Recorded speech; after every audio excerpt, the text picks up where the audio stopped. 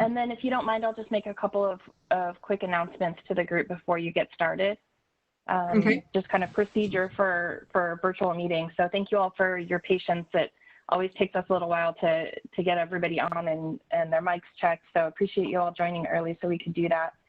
I want to make sure that everybody can see the chat box. So if you're on a computer, there's a series of icons at the bottom of your screen, and you'll want to click on the icon that looks like a speech bubble. On my screen, it's the 5th one over, and that'll open the chat window for you, and you'll be able to chat directly with the host or the presenter. So if you're having any trouble during the meeting, you can chat directly to Courtney, or I believe Ann will be the presenter for the most part during the meeting today. Courtney will also put in the chat box just in a moment the link to e-comments, and also how to contact tech support. I probably is a phone number, just in case if you might want to jot that down, so if you get logged off during the meeting and you need help joining back in the meeting, that you can reach somebody outside of WebEx. So that'll be placed in the chat here momentarily. The other thing is you might want to view your screen in grid view. So Ann, if I can ask you to stop presenting the slide for just a moment. You can't change your view to grid view if someone's sharing a presentation. So now that there's no presentation on the screen, if you're on a desktop, in the top right-hand corner of the video portion of it, there's an icon that has 4 squares in it. And if you hover over that, it'll open up 3 different options for you. And if you pick the one that says grid view, that'll allow you to see everybody's video on the screen at the same time.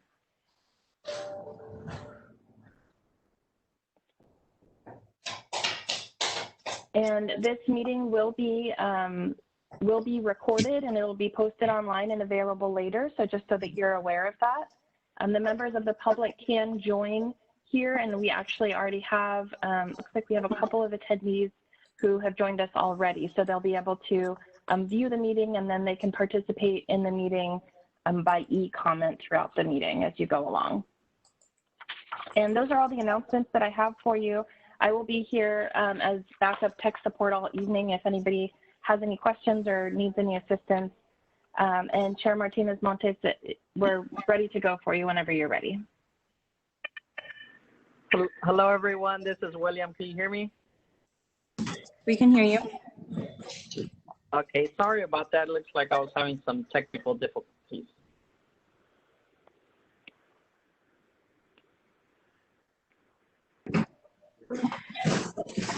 Okay, so the time is 6:07 on July 23rd, 2020, and I would like to call this meeting of the Human Relations Commission to order. In the interest of public health and safety and pursuant to the Governor's Executive Order N2920. You can't hear me? Can you hear me? N2920, members of the Civil Service Commission and staff are participating in this meeting by teleconference. In accordance with the executive order, the public may view this meeting online, but not in public services, but not in the public services building.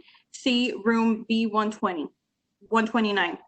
The city launched a virtual commenting portal, e-comment, that allows residents to comment and participate in the meeting from their own homes. You can find the link to e-comment at chulavistaca.gov/boards.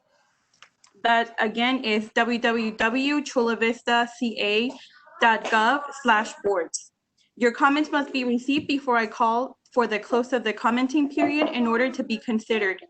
After the commenting period is closed, I will announce a brief pause to allow the commissioners time to read any comments that have been received. If you have any difficulty or need assistance with e-comment during this meeting, please call 619-409-5927 and the human resource staff will assist you. Will the secretary please call the roll? Commissioners Branch. Present.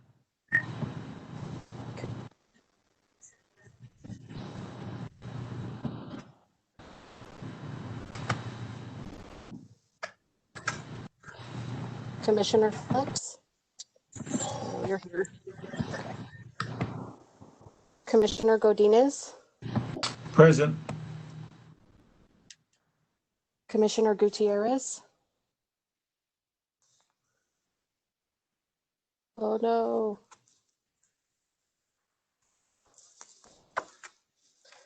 Oh my God.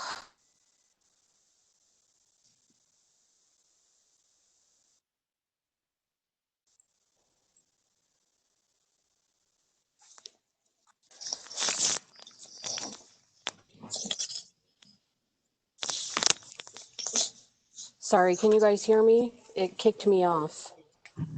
Yes. Okay, Commissioner Gutierrez.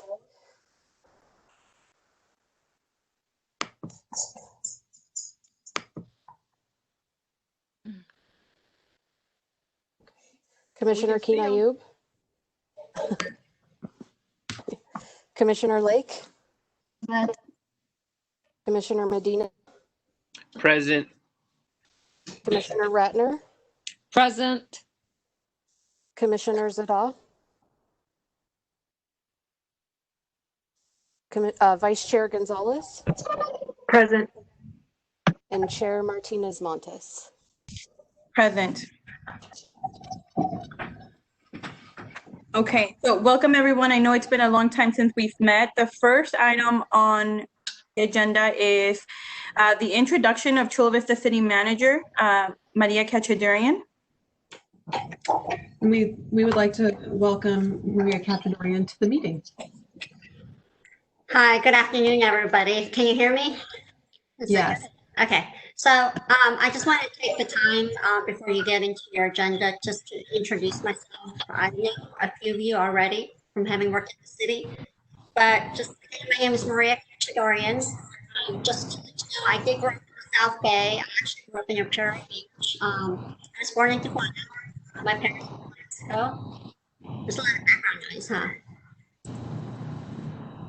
Yes, I suggest whoever isn't speaking at the time, make sure you mute your microphones, because sometimes that helps with the background noise and echoes. So unless you're speaking, a muted microphone works better for these things with so many people on.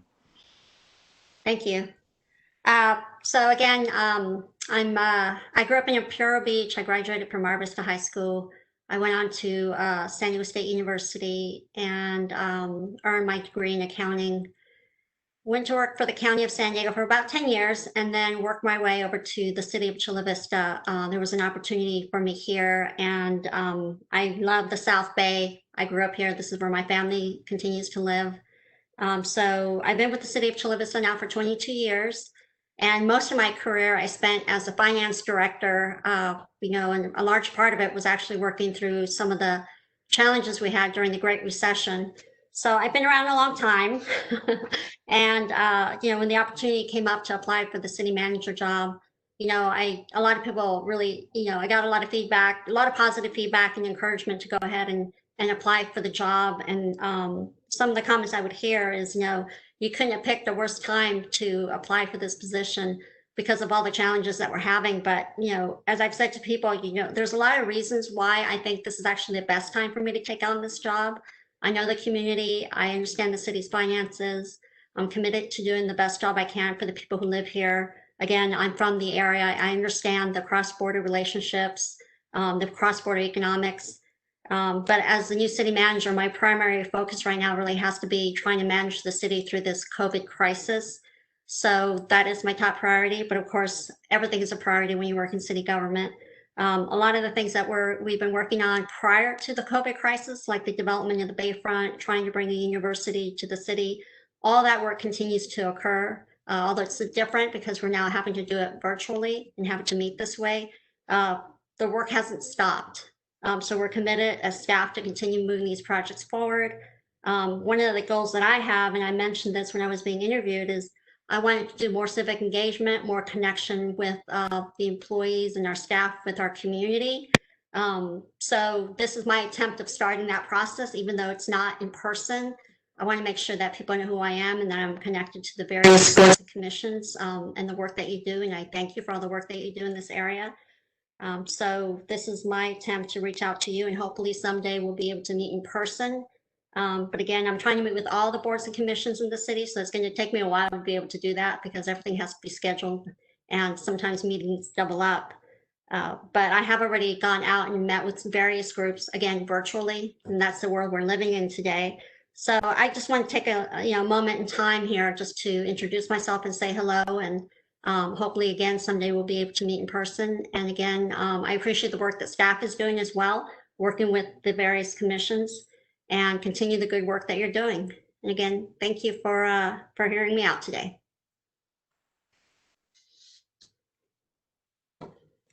Now I'm off to my next meeting. All right, thank you. Thank you, Maria. Bye-bye. Quickly, Commissioner Ricardo Gutierrez, can you talk and make sure we can hear you? We are unable to hear you right now when you speak. I'm going to email you a number to call into so you can call from your phone and participate that way.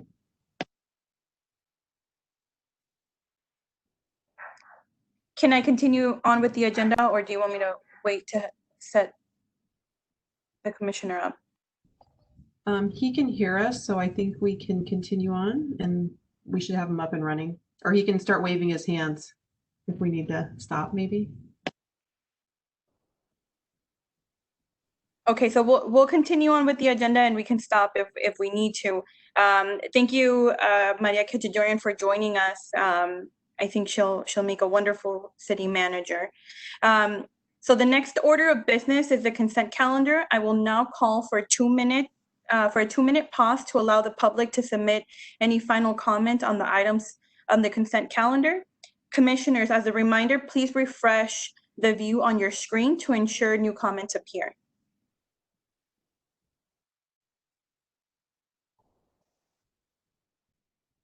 Summer, were you able to post that link for everyone to see? I sent you a text. It wouldn't let me do it.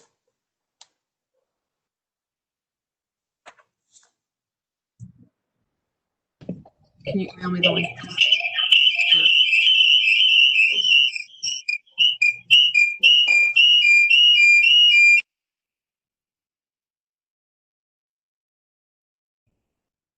Sorry for that, everyone.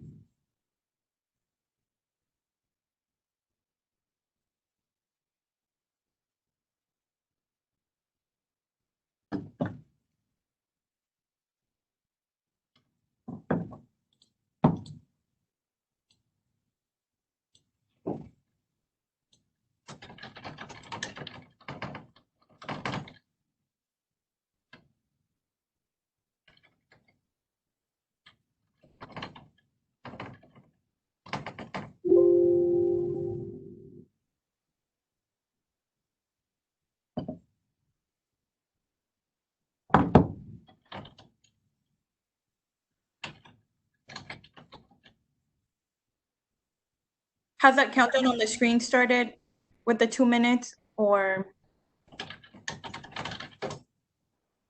should we just be tracking a different way? So this is Anne. I'm not able to use I'm watching it on my phone, so I'll let you know.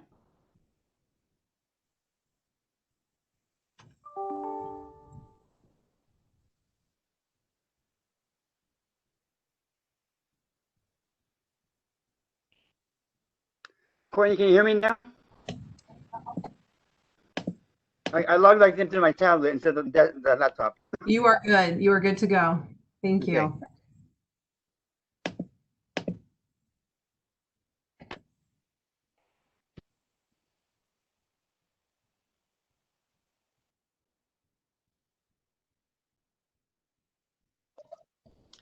While we're waiting, I just want everyone to know that I will have to sign off shortly before 6:30 from a previous commitment. So I just want everyone to know when I sign off at 6:30 that's why I have to sign off. And commissioners, I just posted the link for comments to receive during this time and throughout the meeting.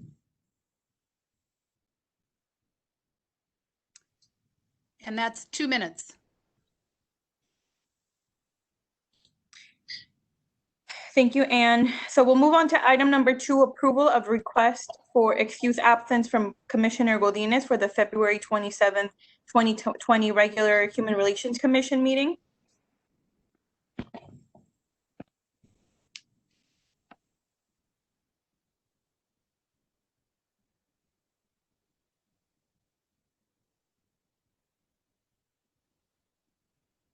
Item number 3 on the consent calendar, approval of minutes for February 27th meeting, regular human relations commission meeting. I have comments. Commissioner Gutierrez. Comments on the minutes on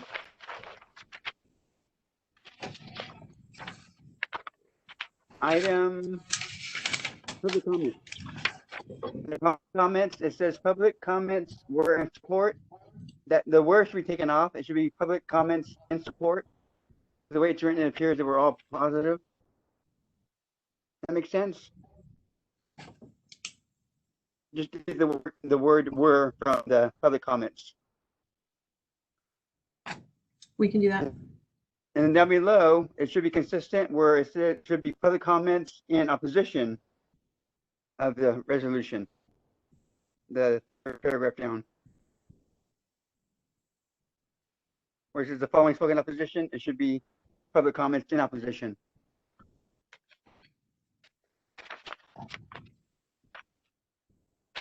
And then item number 5, I'm not sure if we can discuss it here under commissioner comments, but item 5 says the action was to put this on the present at the next meeting. It's not on the agenda for this meeting. So does that go into commissioner comments or minutes?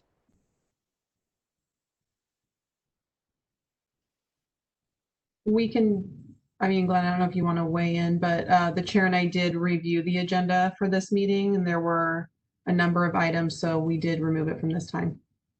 Okay, and the same thing with number 6. We discussed at this meeting and it's not. So just so we don't lose those items.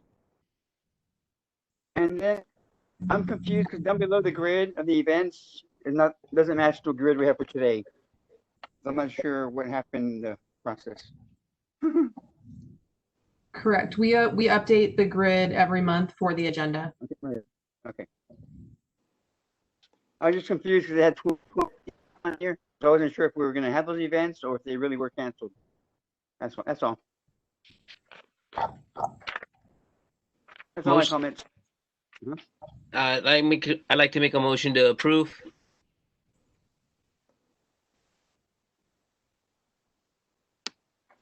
We have a second. I'll second. Godinez second. All those in favor? I think we actually, do we need to take a roll call vote for this, Carrie? Yes, we do. Yes.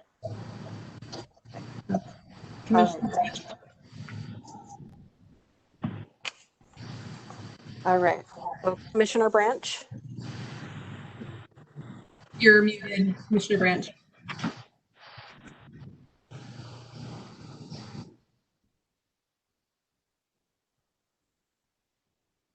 We cannot hear you. You're still muted, but if you want to nod your head, I think I'm hearing yes. Yes, a nod or a conspicuous thumbs up actually will do the trick as long as someone observes. Okay. Commissioner Felix?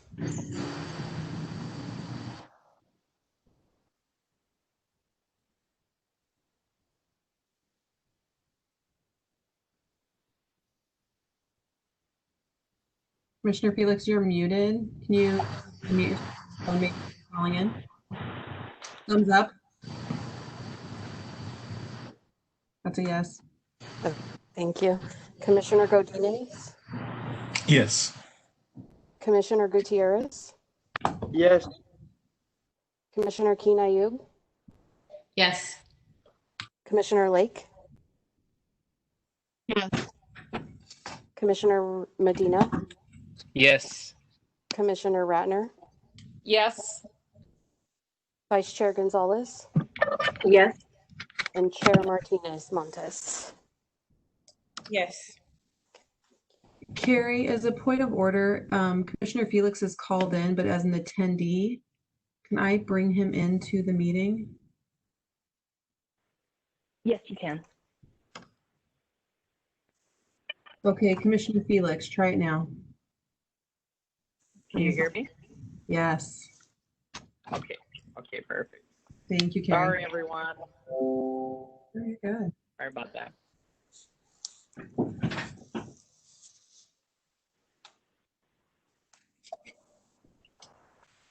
So, Ange, you want to start the...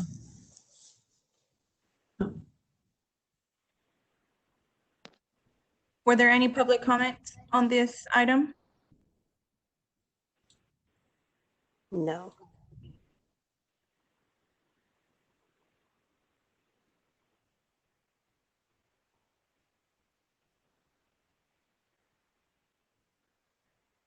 So do we need to do the timer now, the 2-minute timer, and for public comments?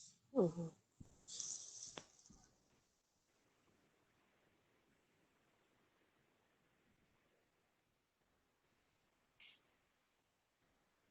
Do you want to read that statement, Paola?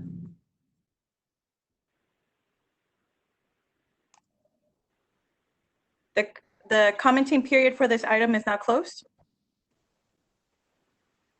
If we're just starting it for public comments, yes. There's a 2-minute, there will be a 2-minute timer for every single item. Yes, Commissioner. So we're now actually on the public comments item for public comments on any items that aren't on the agenda. And there's a little statement for you to read before we run the 2-minute clock. I don't think I unless I'm missing it, I don't think I see it. Do you want me to read it, Paola?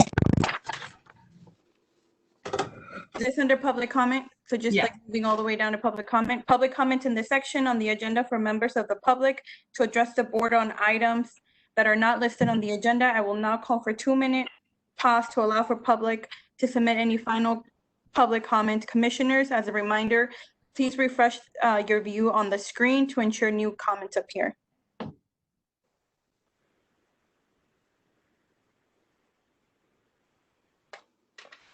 Very good, Commissioner. So I think Ms. Steinberger is privately clocking the 2-minute period.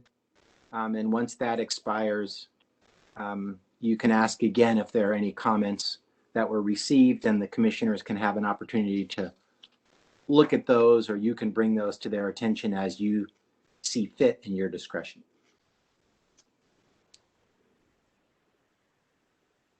Got it. Thank you. We can move on to action items.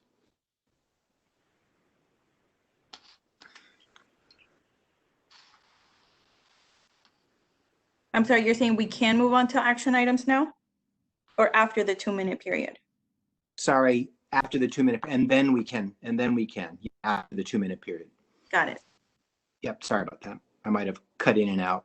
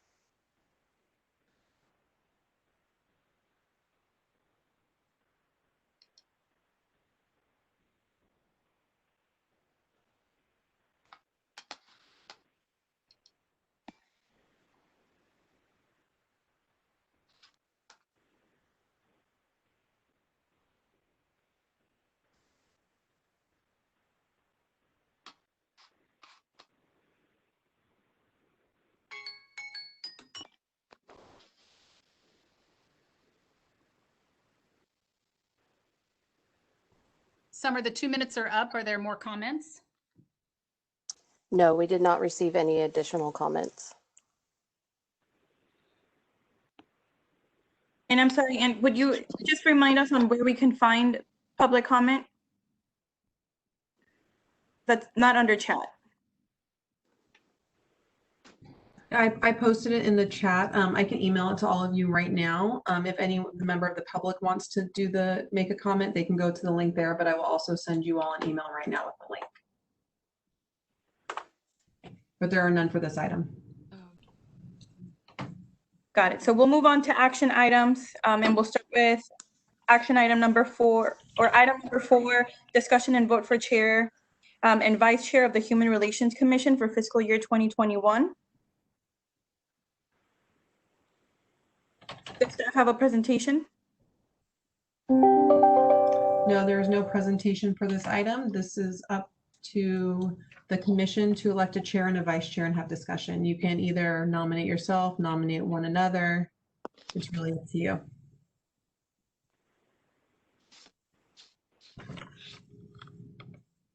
Can we open it up for discussion?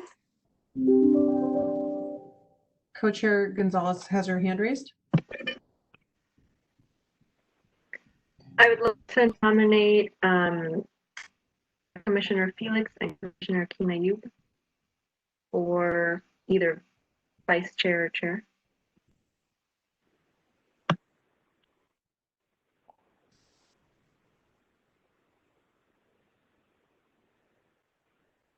Commissioner Lake?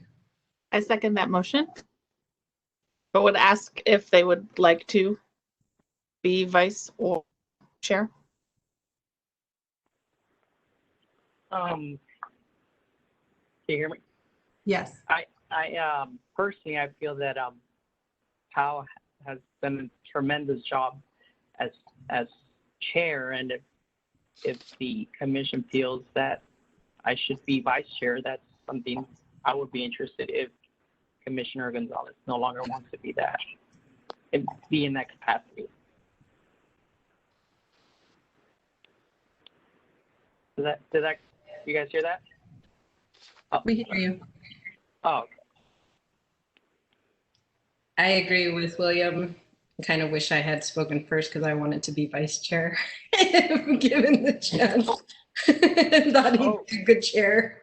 But yes, if Paula and Commissioner Gonzalez would like to step away, I like working under their tutelage, so it is completely up to them, but wherever we fit in.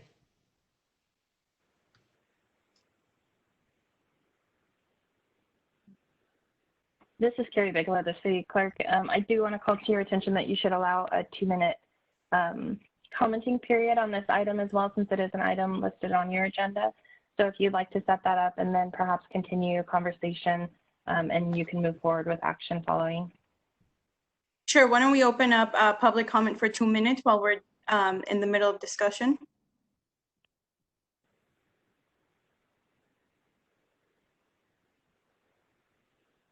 So you can continue to discuss. Mm-hmm.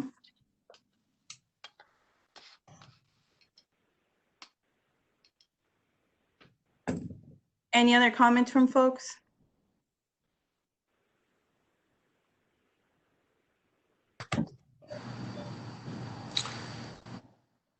This is Bobby.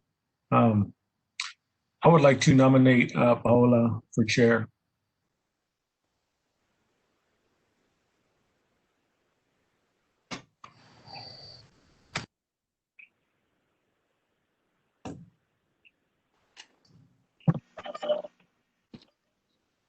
So just a little bit of a point of order here. There's any number of different ways to do this, but with a kind of a nomination and a second for the two commissioners, with each of them indicating a desire to have Pao be commissioner, it might make sense to kind of clear the decks. If the maker of that motion and the second are willing to withdraw that motion, that might leave the floor clear for alternative motions, or you could call for a vote going forward on that motion should you so desire, Deputy Chair Gonzalez.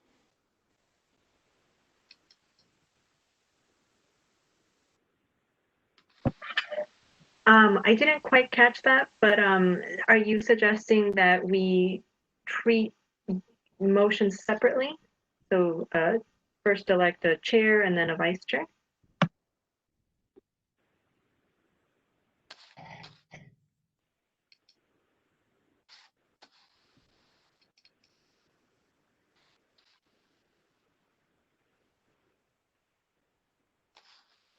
So the 2 minutes are up for now. I may need to start it again if we're doing something, another motion. So just so you know. I think the comments can be in the beginning and prior to discussion, and discussion can happen concurrently and after comments. Yes, that's correct. I'm not sure if. Go ahead. I'm not sure if City Attorney Googins needed to step away, but I think what he was suggesting was that the original motion that was made, either the commission can take action on that original motion, or that motion can be withdrawn, and then you can, somebody else can make a motion to go forward with nomination of Chair Martinez Montes, or however the commission would like to proceed. Sorry, I got kicked out there briefly. That was exactly my intent. So there already really was an action pending, so you could withdraw that or act on that. It sounds like there may be a consensus building a different direction. Okay, Commissioner Gonzalez. Okay, now that I have clarity, then I'd like to withdraw my motion, and then I'd like to make a new motion to nominate Commissioner Inayub or Commissioner Felix for the vice chair position. Is that okay? Why don't we make a motion for the chair and solve that one, if you don't mind?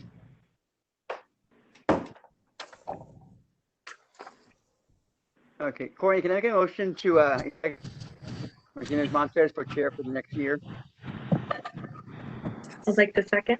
Dan, can you close your sharing screen so I can see everyone's face? Thanks. This is Bobby. I had made a motion to nominate Paola for chair, but I didn't receive a second. I'd like to second. I'll second that. So there was a motion initially made by Commissioner Godinez, and I think I heard Commissioner Gutierrez make the same motion. Would you like to second Commissioner Godinez's initial motion?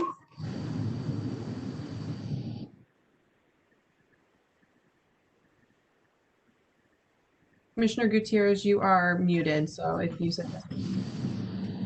Hey, I'm sorry. Would you like to second Godinez's motion? You're breaking up on me. I'm sorry. Sorry, I'm going to mute some people really quick just to try and solve this. Commissioner Gutierrez, can you unmute yourself? Or I can. Commissioner Gutierrez, would you like to second Commissioner Godinez's motion to nominate Paola to be chair for next year? Yeah, I can do that. Okay, we have a first and a second. Summer, can you hold the vote? Yes. Commissioner Branch? Yes. Okay. Commissioner Felix? Yes. Commissioner Godinez?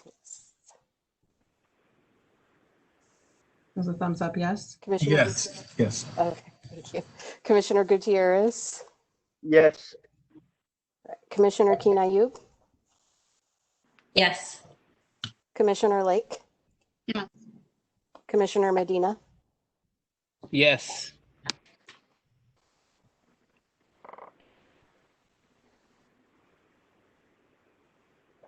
I can't see video for some reason, so I can't see. That was a yes. Okay. Did Commissioner Ratner leave? Yes, she had to go to another meeting. All right. All right. Vice Chair Gonzalez? Yes. And Chair Martinez Montes? Yep. Paul, was that a yes? We couldn't hear it. Yes. Thank you. The nomination and the votes. So can we vote now on Commissioner Gonzalez's motion? Or actually, we need to decide which, can I think you? there's different conversations, so if someone would like to make a motion for vice chair.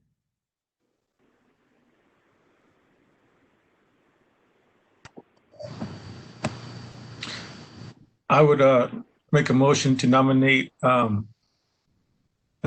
Commissioner Nadia for vice chair.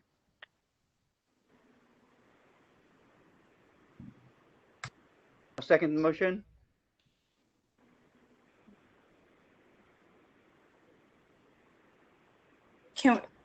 So that Commissioner Lake is raising her hand.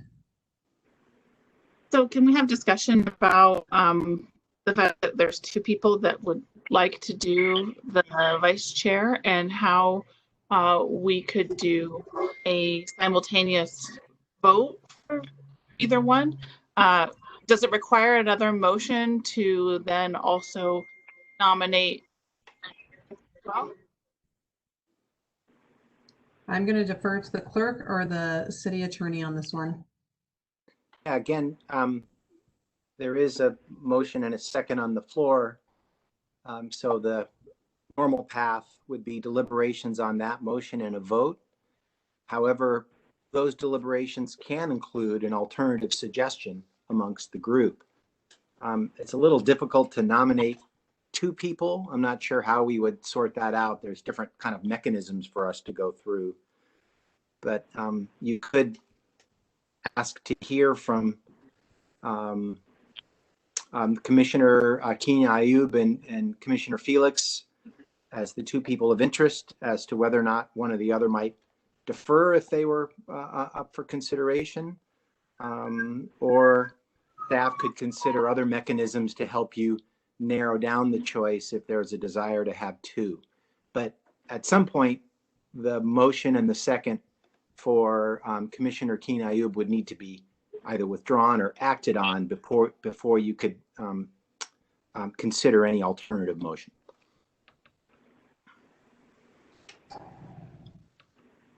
Can we still throw other names in the hat?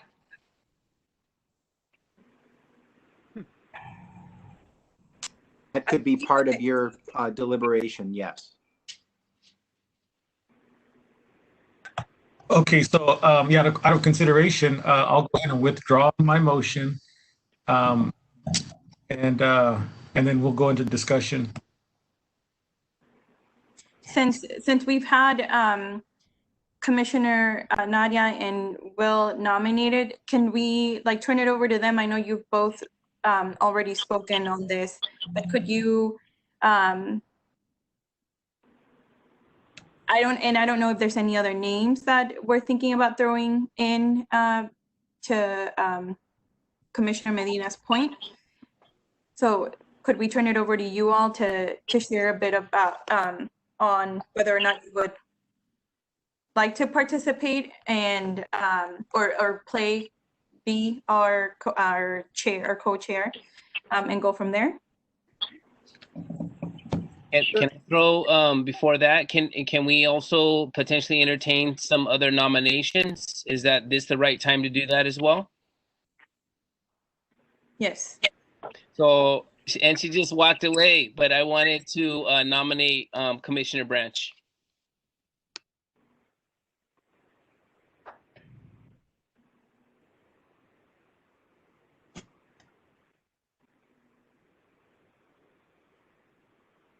I'll repeat it. Just I've unmuted you, Commissioner Branch. Okay, I would be willing to serve in that position. I'm having some trouble with my device, so I'm going to actually be switching devices in a minute.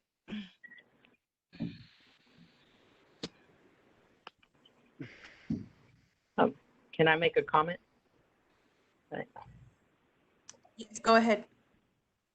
I would actually like to withdraw my interest in the vice chair position, and I would also like to nominate Commissioner Branch.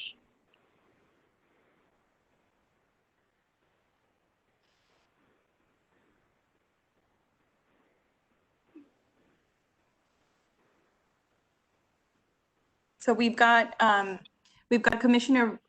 nomination for Commissioner Branch from Commissioner Medina and Felix.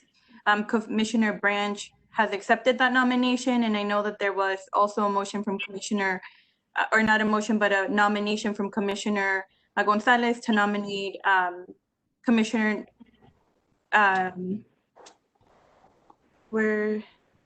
Kinayu. Commissioner Kinayu, do you want to, I know we heard your position, but would you like to restate it? Sure, I would be honored to serve as vice chair. I think we would be lucky to have either Katrina or I or Felix. It would have been amazing. And I think that whoever does vice chair for the year is probably going to have a difficult time with everything going on, but I think we're all good for it. Thank you.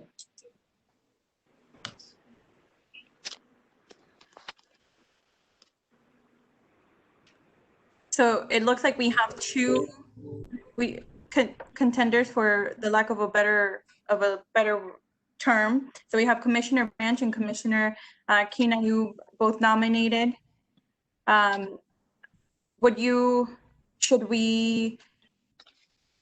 we have a second for Kinayu, or how would we move from here? I think someone would make a motion, there could be a second and a vote, and if there is a majority, that would be your vice chair. If not, we would make another motion. Yeah, Commissioner or Chair Martinez Montes, it's difficult to manage these things, as you might imagine, at a virtual meeting. When there's multiple potential nominees, there's any number of different kind of balloting processes, that you could go through, but you can't. We've not developed a process for that with a virtual meeting. So I think I would treat the conversations so far not as motions and seconds in this latest round, but simply expressions of interest by people. And it might make sense to just take either have more deliberations to see if a consensus emerges, or do what Ms. Chase suggested, which is someone could make a formal motion with a second to approve one or the other of the persons up for discussion for the vice chair.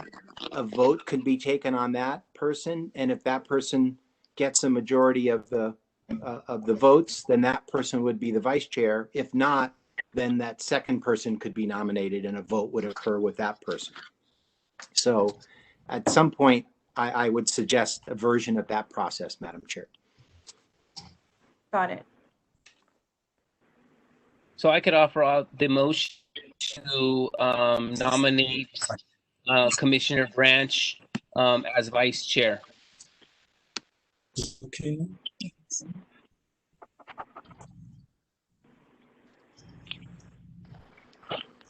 And so now you would want a formal second on that before a vote could be taken. I would second that motion. Can we? So Summer will take a roll call vote. All right. Commissioner Branch? Yes. Commissioner Felix? Yes. Commissioner Godinez?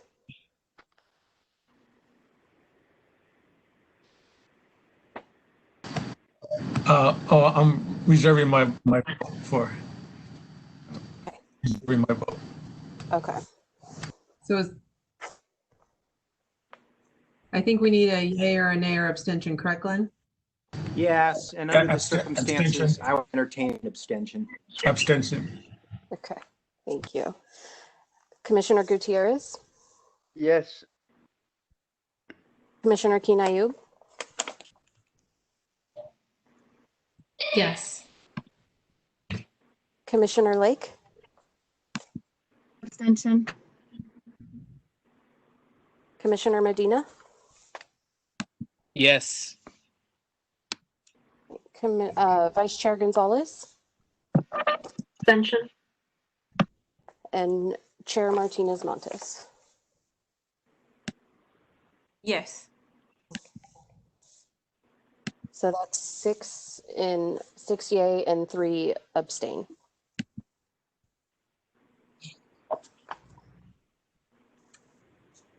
Madam Chair, that is an approving vote. 6 votes is adequate to take an action. Okay, so our commission has voted in supporting the vice chairmanship of Commissioner Branch. Madam Chair, an option for you would be, in light of that vote, to allow the to have not a complete revote, but to give the abstaining members an opportunity to add their votes in the affirmative. Of this particular vote, or just to ask what their position is? Yes. I'm being a little informal here by necessity, but they can change their abstentions if they would like. This is Chair Godinez. I would like to change my abstention to a formal yes.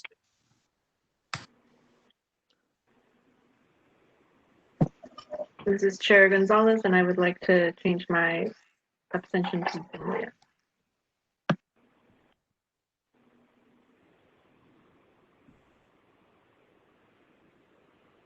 Was there a third? Looks like some folks are buffering. And I would change my abstention to a yes. So that vote will now be reflected as 9 in favor. Thank you, Madam Chair. It's all a little tricky with the virtual vote, but that's a typical process that can be done a little more elegantly when we're not virtual. But I appreciate your indulgence, Madam Chair.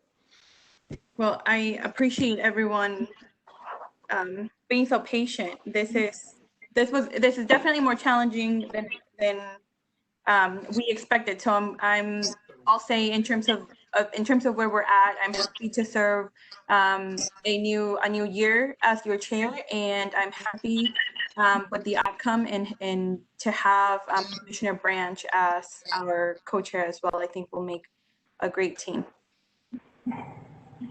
And I would just like to add, I thank you for the opportunity to serve as vice chair. I look forward to the opportunity to work with you all in different capacities. Thank you, Commissioner Branch, and thank you all. So we'll move on to Vice Chair Gonzalez for the work she's done for the past few years. Yeah. Thank you. Yes, absolutely. Thank you.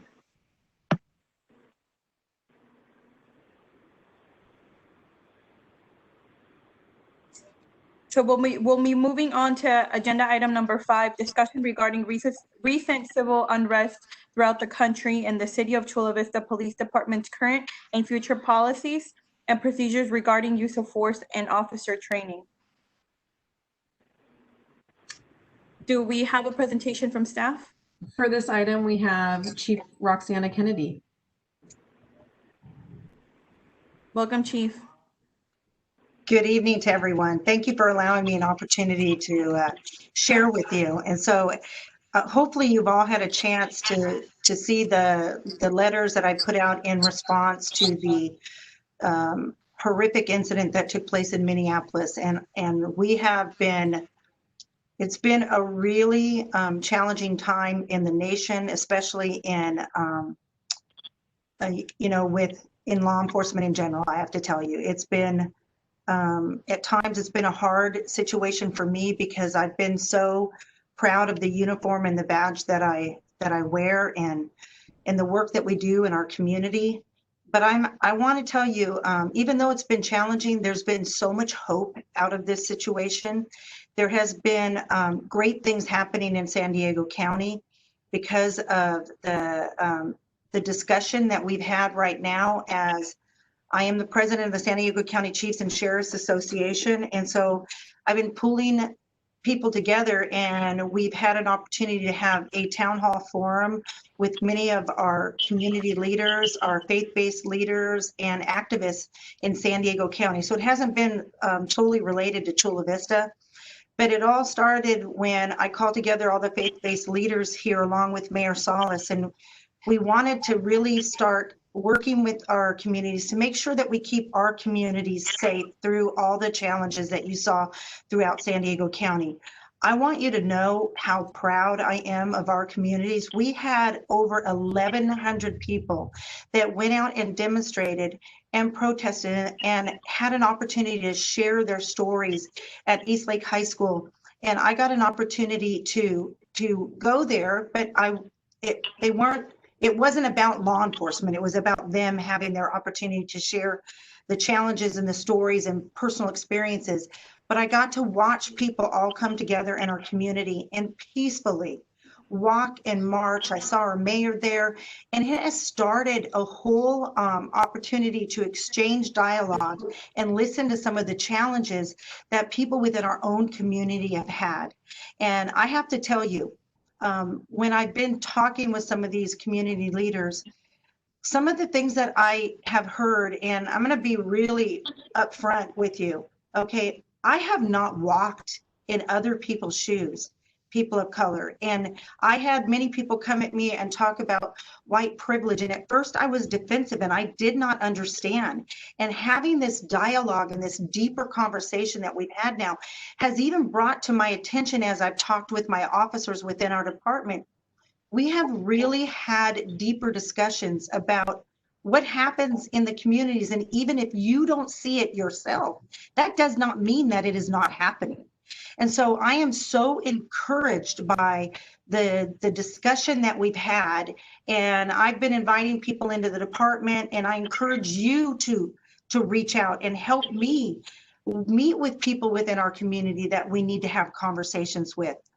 And so we had a lot of letters that came in, and a lot of them were titled demand letters and demands in regards to 8 Can't Wait and Campaign Zero. And so it got us all talking and working here in our department and talking about there's a lot of things that we do that people don't know. We have not been the best, I don't know what the word is, but we haven't shared a lot of information as much as we had. And we haven't reached out as much as we should within our community. And so we went and and hopefully you all received this. I had sent it to Courtney. It's the who we are and where we stand. And so this has been able to help us kind of share our story with our community and build relationships to work to continue building relationships. And so in the 8 Can't Wait, it talks about, and I'm not sure if you're aware, but the only area where we did not meet the 8 Can't Wait campaign was the carotid restraint. And that was a really controversial kind of conversation to have, because I have to tell you, within my department, we've only used a carotid restraint one time in 2020. And my officers actually had mentioned to me, and my officer that mentioned this is African-American. And he said, Chief, if I wasn't able to use that carotid restraint, I might have had to end up in a shooting. And so we've had to kind of talk through the scenarios with officers. We've had to explain that this, in reality, this is something very important to our community. And this was an opportunity for us as San Diego County Chiefs to come together and to ban the carotid restraint. So I am very proud of all San Diego County Chiefs, as well as our officers and our organization that told me that, Chief, it was the right thing to do. It was the right thing to do for our communities right now.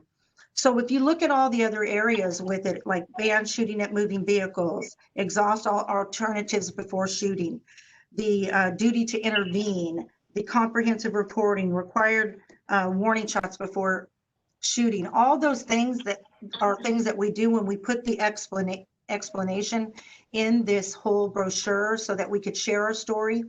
As each person sends a letter, we respond to everyone. We've been able to have meetings with people that we might never have had that opportunity. So, you know, de-escalation is a long-standing philosophy that we've had at our department. I hope you've had an opportunity to see what we do with our drone as first responder program, with our live 911 that we have right now, where we can hear incoming calls and the officers can respond quicker because they can say that they can respond within a, for instance, they can geofence within an area and hear all 911 calls that come in within any distance that they select. So for instance, it could be 1 mile radius. They can hear all those calls. Why is that important? Because it's about getting there quicker to help our community and having real-time information so that officers can make better informed decisions. So that officers can go to a call and keep themselves safe, the community safe, as well as the individual that they're interacting with, to be able to determine if they have a cell phone in their hand. I mean, I really encourage the commission to have an opportunity to come in. Hopefully we'll be able to get through COVID relatively soon and come in and see what we're doing inside the police department firsthand. So de-escalation is very important. The 8 Can't Wait campaign is very important to us. And for us to respond to people that have concerns and questions is important. When you look at all of our policies right now, we are doing a deep dive in every aspect of our policies. We're looking at our policies, not saying, you know, well, we've always done it that way, but we're looking at them to see, is there a better way of doing something? And that's where we utilize our Chiefs Community Advisory Committee. So they were so helpful with us in looking at the policies in regards to immigration. We're now going to be taking a deep look at every single policy that we have. We have a duty to intervene policy. We have many of the concerns that everyone has brought to the forefront are things that we're already doing. We were the first department in San Diego County to have implicit bias training within our organization and de-escalation training. We do 4 times more training at the Chula Vista Police Department than what is required by the, it's called Post Peace Officer Standards and Training. Training has been a very important component of our organization for many years. And here's why. You know, I feel like the best way for me to explain my role as a police chief is I feel like I'm the parent of this organization. And I think we've had that conversation before. It's my job to constantly follow up, to constantly watch what's happening, to have the ear of the community, to go out to ask questions. The Human Relations Commission, as well as our community advisory membership, is the opportunity for us to hear the voice of the community. It's the opportunity for us to work on strategies to address issues that are of concern. And I want to point out one issue that was brought to my attention. So as we've had these deeper conversations, I think for me, so if I haven't seen something, and I heard from one of my community advisory committee members say to me, Chief, you know in Eastlake, there's a lot of issues, and my husband feels uncomfortable sometimes when he goes out in the community because he's Black and he feels like he's going to have issues. And I said, in Eastlake? And she was like, oh yeah, Eastlake. So I started asking more questions. I started talking with my officers. When you ask questions, sometimes people don't tell you things, okay? But when you ask specific questions, have you ever seen this? Has this ever happened? Is this happening in our community? I started hearing things from officers that I haven't heard before. I started hearing them say, Chief, do you know that sometimes we get radio calls and people say, I want you to go respond. We need you to come check this person who's in a car in our neighborhood because he doesn't belong here. And then they say the color of his skin is Black. And I said, what? So it has caused us to have deeper conversations within our organization. And then for us to have a meeting with everybody who works dispatch and say to the officers, we don't respond to calls because of the color of their skin. And that's where we have an opportunity in our department to educate our community as well. And as we ask questions to our community, we say, ma'am or sir, are you calling me because there's a specific incident that is occurring or there's some action that we should be addressing, because we don't respond to a call because of the color of someone's skin. And so I believe we have a unique opportunity at the police department to be able to address issues that maybe we might not have. When people call and they ask us to respond to a call, we need to respond because of the right reasons. So I don't know. It's been a tough time, but it's also been an opportunity for us to have dialogue and conversation that maybe we might never have had before. And so I've been very encouraged. I've been meeting with everyone that I can. We've been calling in the community activists, and it doesn't matter. We've been calling in community activists from all over. So it's been a challenging time, but I know when I had an opportunity to be out at one of the Eastlake demonstrations, and I got to see your Commissioner Martinez Montes, and I remember that you said something to me that you might not remember. You said, if something was to happen, sometimes the officers, they can look intimidating when they wear all those, the outfits that they're our mobile field force team. And we're talking about how we would present ourselves if there was a situation, let's say if people wanted to protest at the police department. And so we started having more conversations and we talked about that. And my first strategy was, look, we have to protect our community and we have to protect our department. But we then came up with a different strategy after my conversation with you. We talked about, we don't need to be out in the front of the PD. If people want to come and they want to protest and they want to talk, we don't need to set up a line around our police department. If actions start to dictate that we do, then we could come out at that point, but allow people to have an opportunity to have free speech and not feel intimidated. And I want them to have an opportunity to protest if they choose to protest. The only thing that we want is we want everything to be peaceful. So, I don't know if I'm answering all the questions that you all have, but I really do think this has been a very reflective time. It's been a time for us to all work together, not work against each other. We need to all work together. And if there are issues that need to be addressed, we need to know about them, because I cannot fix what I don't know about.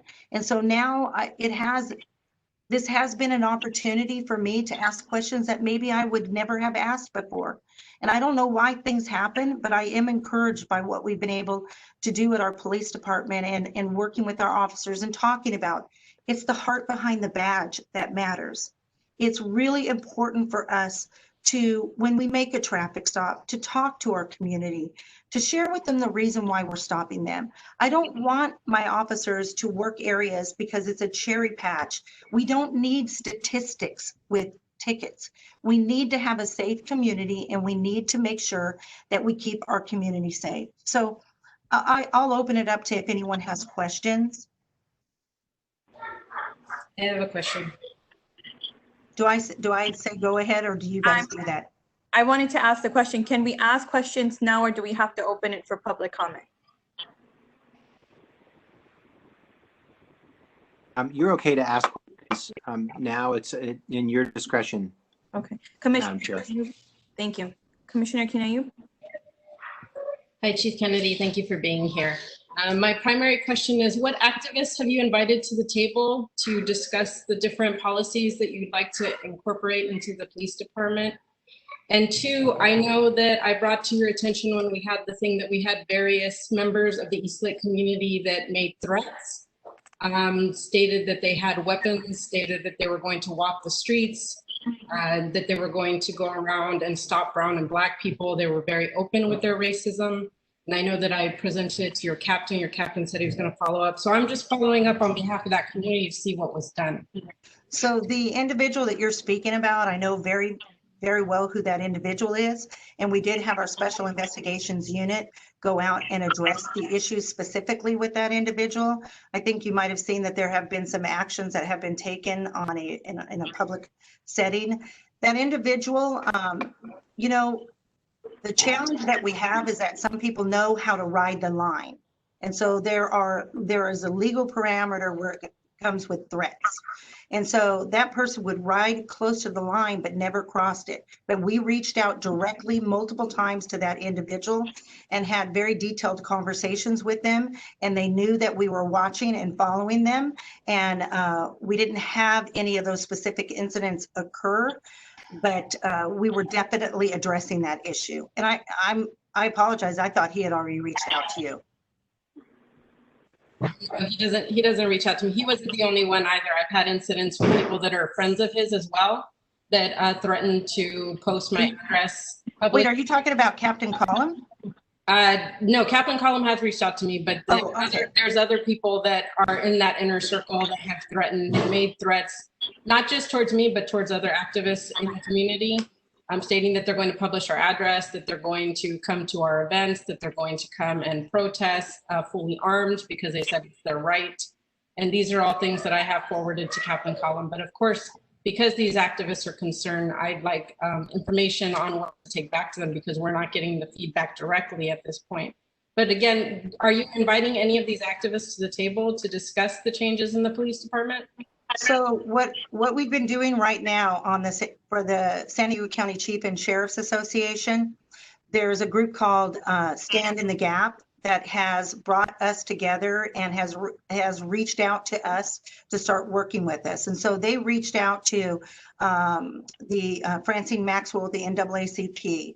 They had Rudy Johnson with the Neighborhood House. They had Reverend Shane Harris. They had Tasha Williamson. So it hasn't been us that have hand-selected people to come in. They have had them come into the meeting. We've been meeting with Michael Brunker, who's with the Jackie Robinson YMCA. We've had Bishop Bowser. We've had, I'm trying to remember all the names off the top of my head, but it's been quite a few people. So within our own community, I've been working with Pastor Byron Richardson. He is from the East Lake area.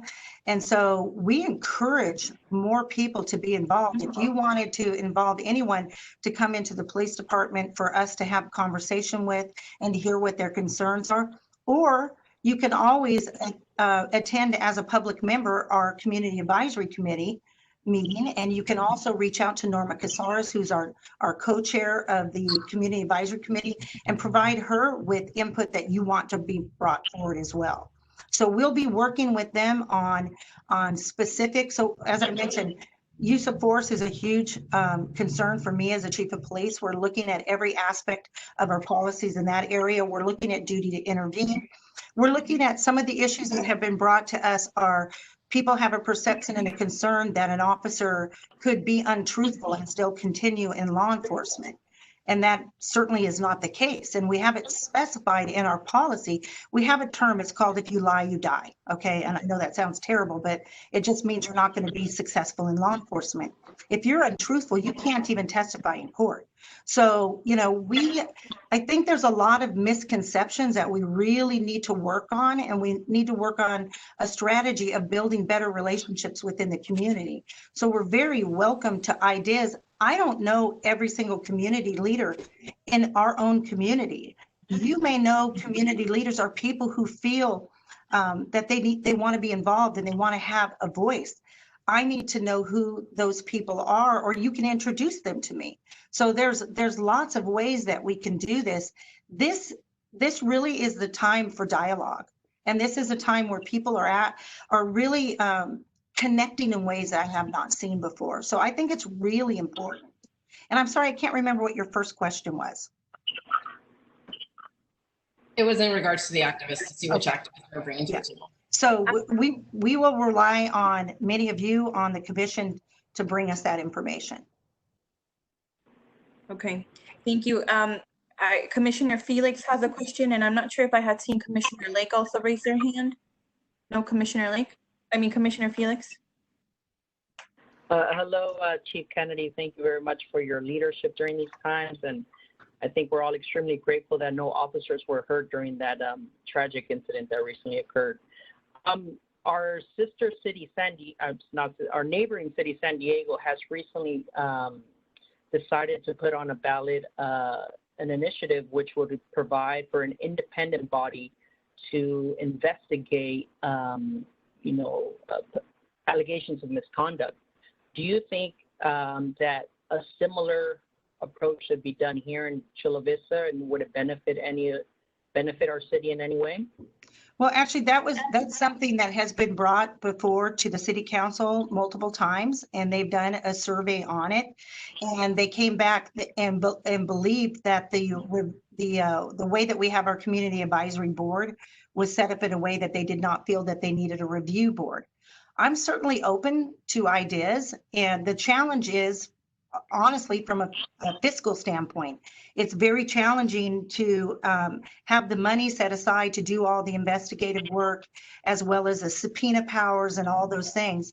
So I believe that our mayor is open to ideas, but I do think that there's challenges. And I think that's something maybe that the Human Relations Commission should ask the Community Advisory Board what their feelings are on that, and if they feel like they get enough information in regards to the issues that we deal with at the police department.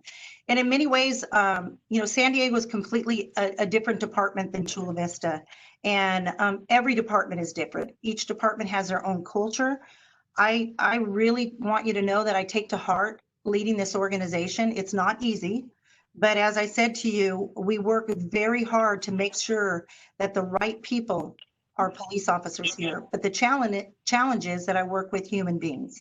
And that can be challenging at times, but it's my job to make sure that these officers have the wellness issues addressed, as well as we address issues at the very beginning of a concern or an issue. It should be addressed. It should never be allowed to fester into something that becomes problematic. And I mean, I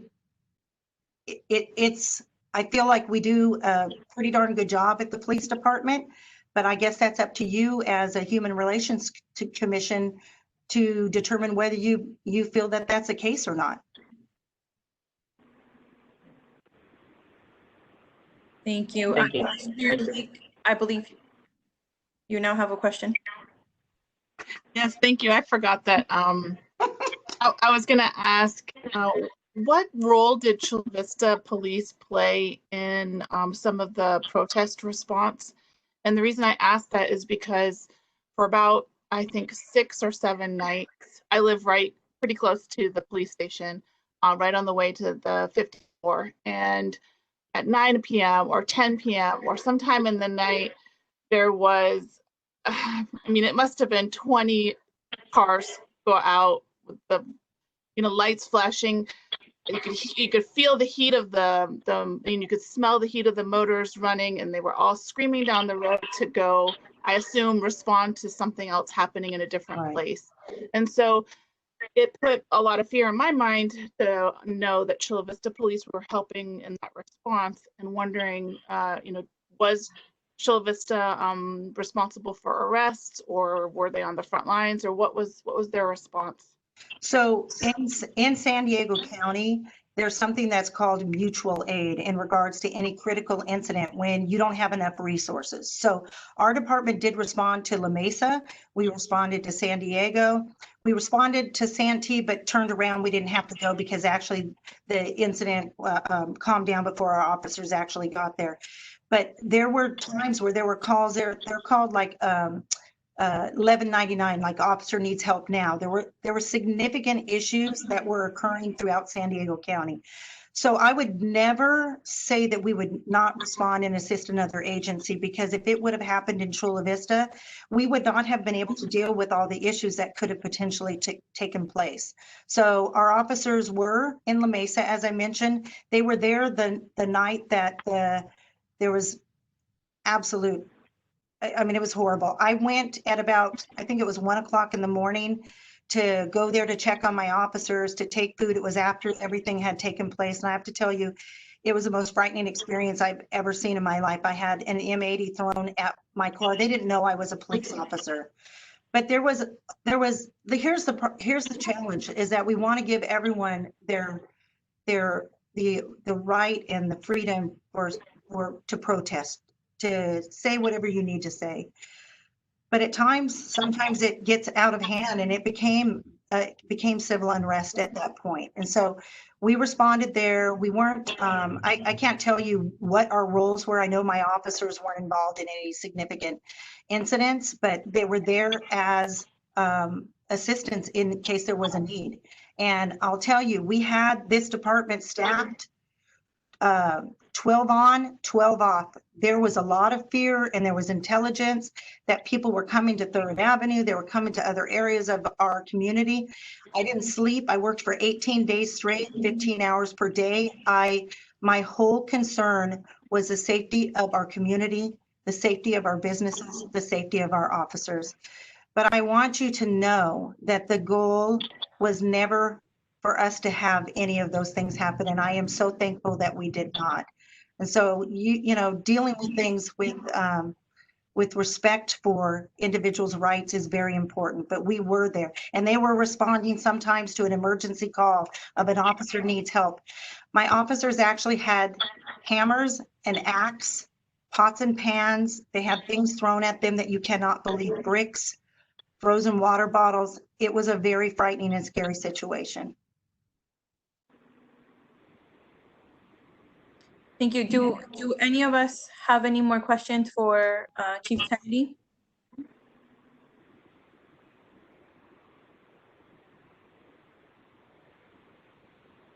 You're muted.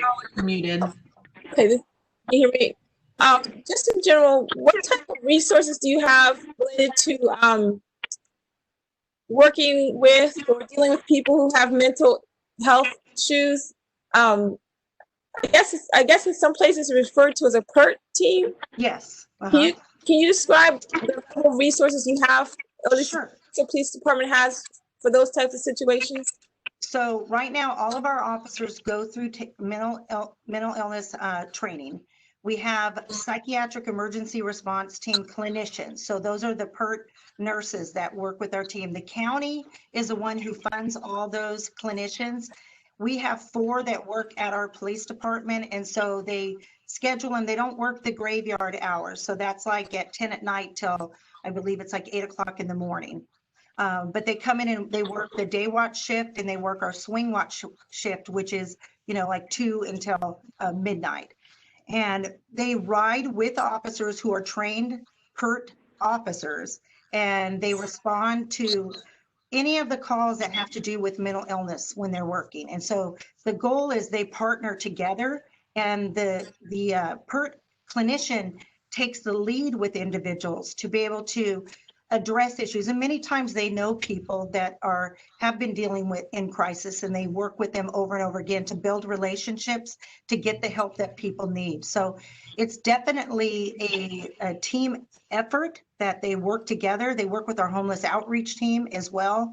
And we had the county health nurse work with our homeless outreach team to help during the pandemic, to get down into areas with our drone, to get resources to people, to ask the people to come out, and they gave them food and clothing and hygiene kits and talked to them about safety and provided masks.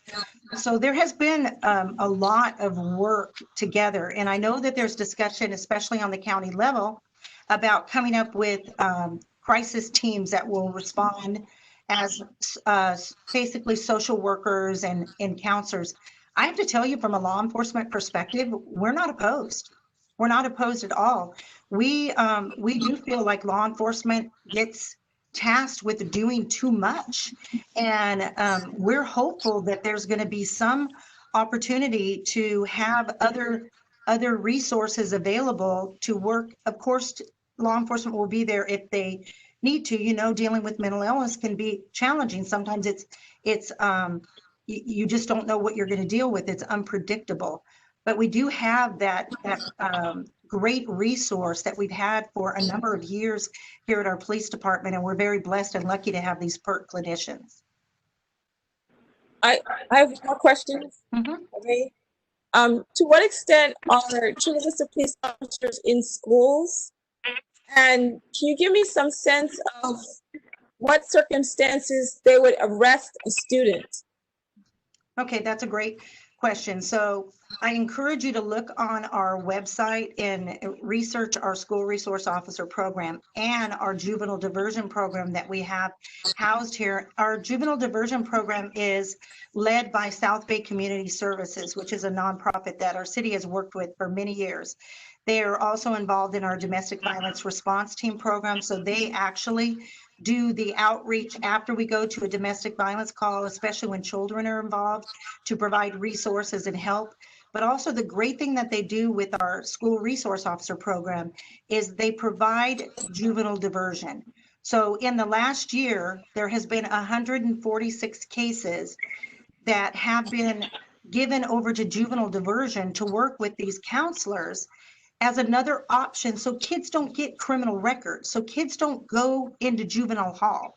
That is not the goal. We all know, I mean, I'm a parent, kids are kids, and sometimes kids do challenging things and they make mistakes, but the goal is not to put kids into the criminal justice system with a record. It's to provide other options. So we utilize our juvenile diversion program so much, so all misdemeanors can go through juvenile diversion, and even some felonies that are wobblers, because the goal is not to have them have, as I mentioned, a record. And I think a lot of people don't understand the goal of our school resource officer program is not to make it more challenging for children. It's to lift them up, and it's to give them options. It's to build relationships with kids at a young age, and not see law enforcement as a negative influence, but see them as an opportunity to help kids make better choices. So does diversion mean they do not get criminal records? They have to make, right. How does diversion work? I mean, So, they have to do certain things for a certain period of time, and then there's no So they have to go through the program. So they go through it. They meet not with police officers. They meet with the South Bay Community Service counselors, and they go through a process of counseling. And, I don't know if they have a work program or whatever it is that they do, but they have to meet their criteria. And I don't have the information in front of me, but I believe it was a 90% success rate with the program.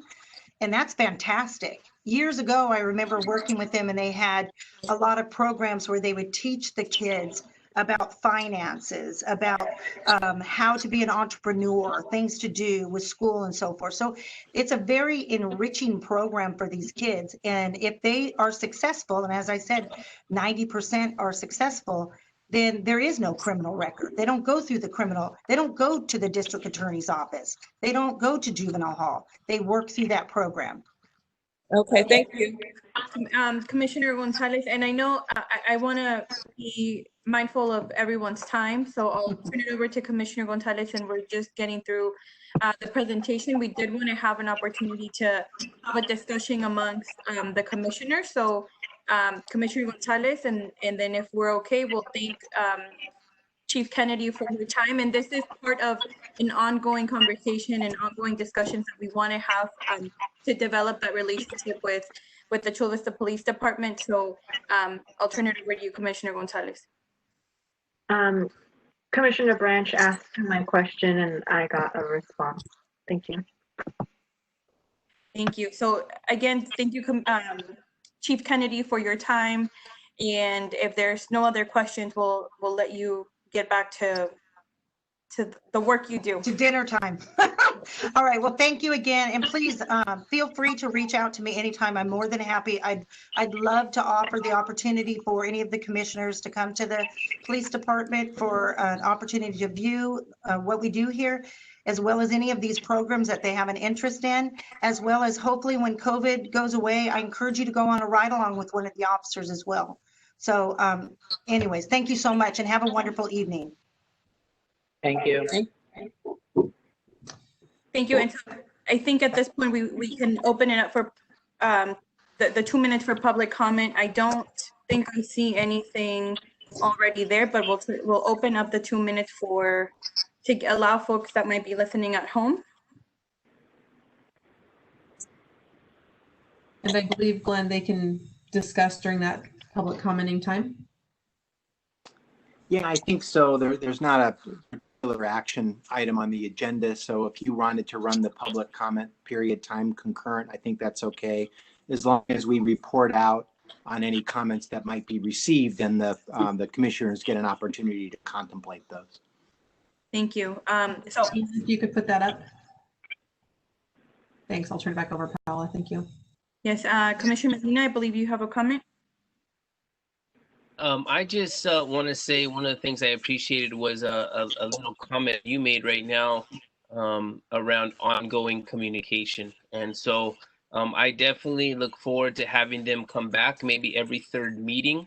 And maybe we find a way to situate it within our agendas so it's continued to be discussion.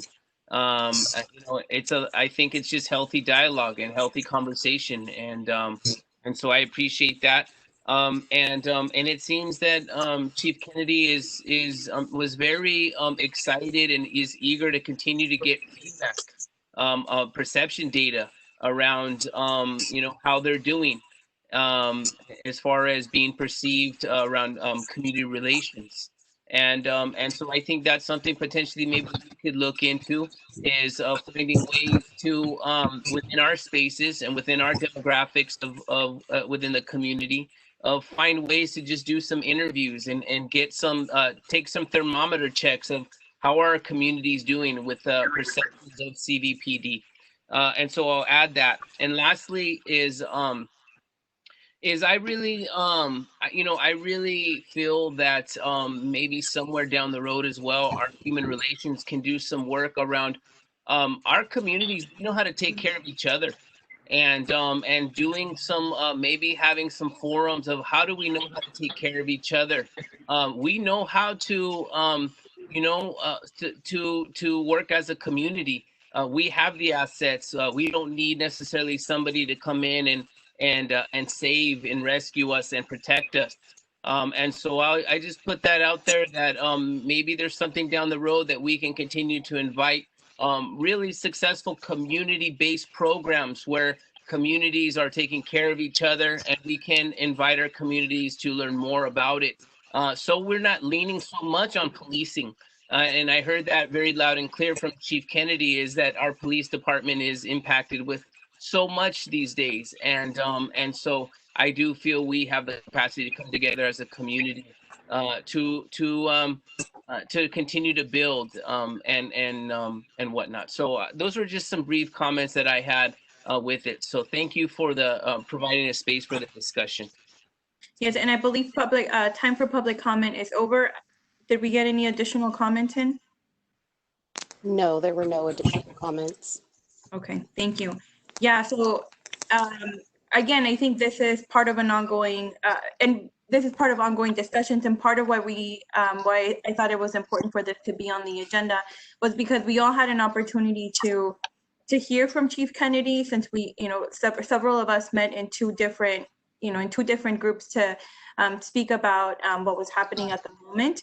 And we didn't have an opportunity to come back together and have a discussion about what we heard in those meetings. So I wanted to give space for that. So I don't know if there's anything that you all want to share from that. And just to put a little bit of what Chief Kennedy was talking about into context, ahead of our meeting, I did check in with some community partners that I know, like the ACLU, CPAT, the Coalition for Police Accountability and Transparency, and with Campaign Zero, who does a lot of work nationally on police practices and policies. So the 8 can't wait that Chief Kennedy was talking about were there are 8 policies across the nation that have shown if changed would reduce negative interactions with police and would reduce violent interactions with police that could lead to escalation and could be deadly. So those were the 8 policies that she was referring to. On the website, it still shows that they have not upheld the 8, but it does include the chokehold, which I know our police department has made a statement about and have made an attempt to move away from. So I think there's a lag in the updating of that website, but that's what she was referring to. So I just wanted to share that with you all since we didn't get to all share in that then. So any other comments on this piece?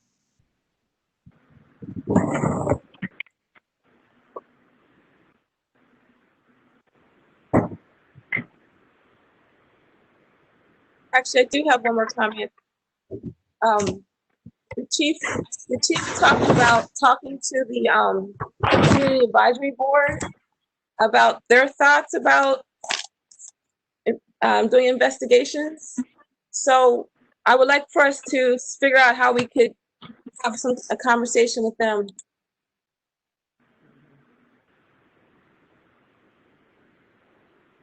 Okay, and Commissioner, like, I'll make note of that, Commissioner Branch.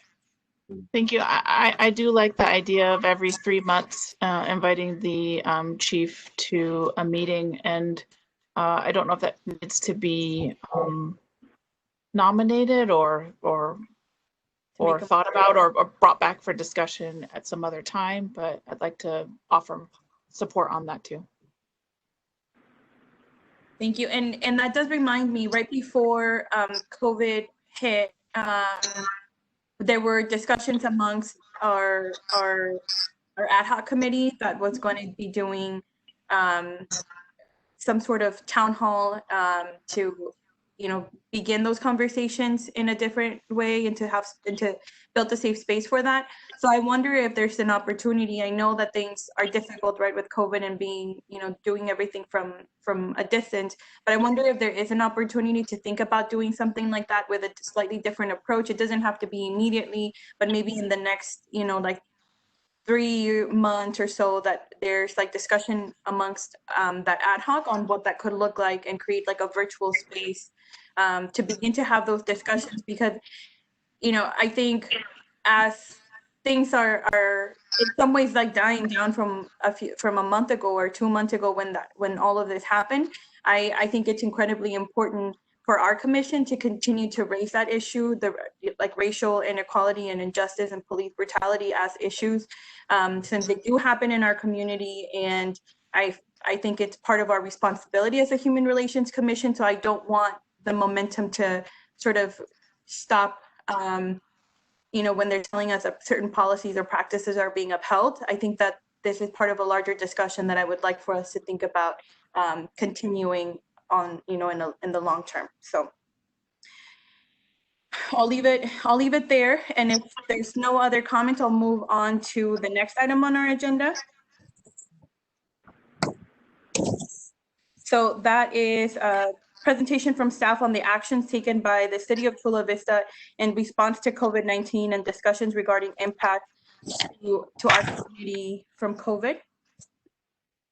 Tonight we have with us Marlon King, our emergency services coordinator. So he has been working for, I think, about 130 days straight now in COVID, managing the policy group along with all the other facets of our emergency response. He is going to go over that piece of it. 132 days. That's how long he's been doing it. I was close. He's going to go through that, and I have some slides and some presentations from some other departments with specific actions that divisions are taking. So I'm going to turn it over to Marlon King. Yes, good evening, everyone. Pleasure to be here speaking with you guys today regarding the city's response to COVID-19. Just want to provide you guys an update of how we got started, where we've been, and then where we are now and where we are in the future. Next slide, please. So just kind of giving you guys a general description, the City Emergency Operations Center is designed to be activated during any large-scale emergency affecting the city, and its intent is to coordinate the city's response, coordinate the resources that the city has through all of its departments to be the most efficient and effective to serve not only internally but externally to the residents in the community.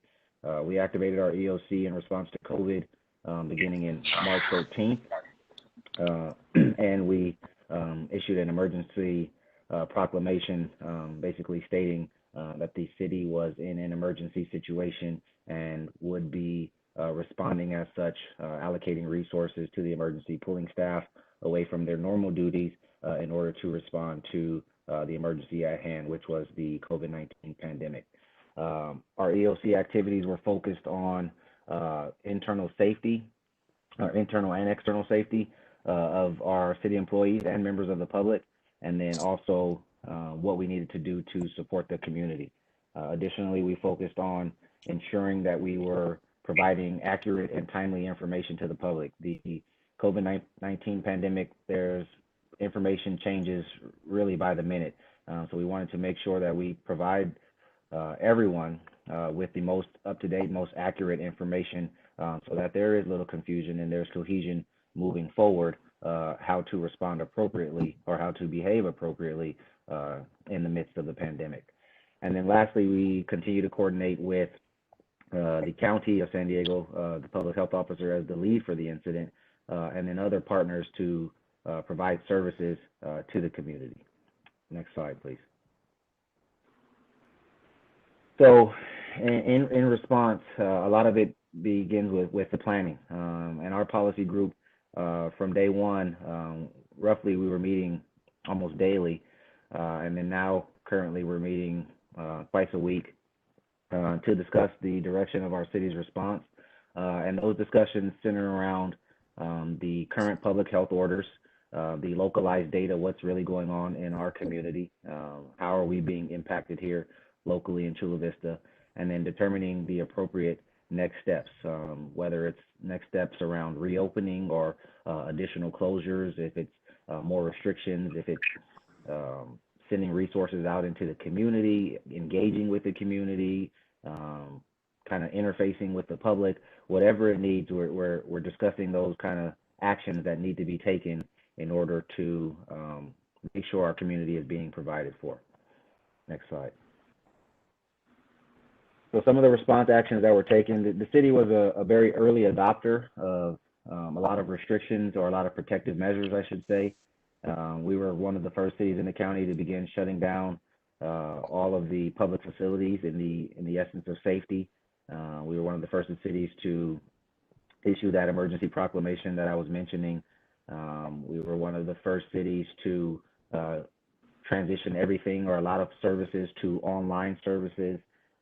We, I think, are one of the only cities that have allocated staff to local partners, and one of them being 211, giving up our city staff to help 211 answer phone calls for people that were seeking information, whether it's on information on housing or food assistance or anything like that, just giving up our staff for the needs of the community. So yeah, we were very early adopters and pioneers in some respect in a lot of different areas in response to protective measures for COVID-19.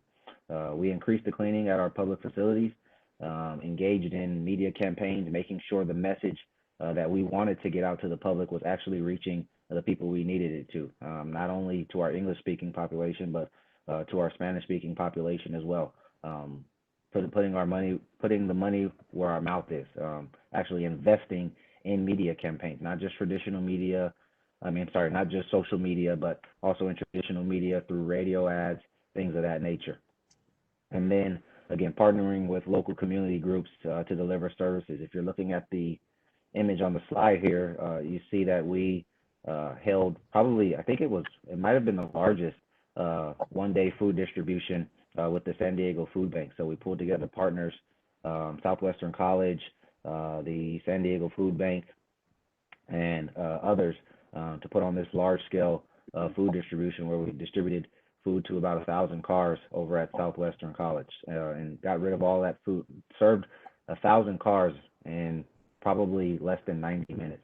So it took a lot of effort to get that off the ground, but this is just one instance of ways that we identified or were made aware of a community need and then provided the resources to support that. Next slide. Can I ask you a question? Yes, ma'am. Can I ask a question? Yes, sir. I'm sorry. I don't know who's asking the question. You said public messaging. When people told to stay at home, how do you inform them of the messages when they don't have internet or computers? So we actually drafted a flyer, and I don't know if the flyer ever got sent out, but we drafted a mailer that was originally intended to go out to all households in Chula Vista, with the stay-at-home information, with information on where people can go to obtain resources.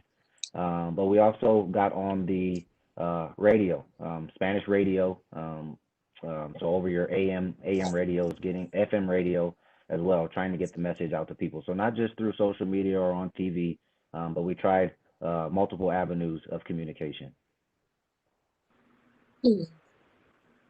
So what you're looking at here is an excerpt or a snippet from what we developed. Is called an EOC action plan. So when the EOC is activated, we basically are putting a plan together that is a playbook for actions that need to occur or things that we want to do to accomplish our objectives.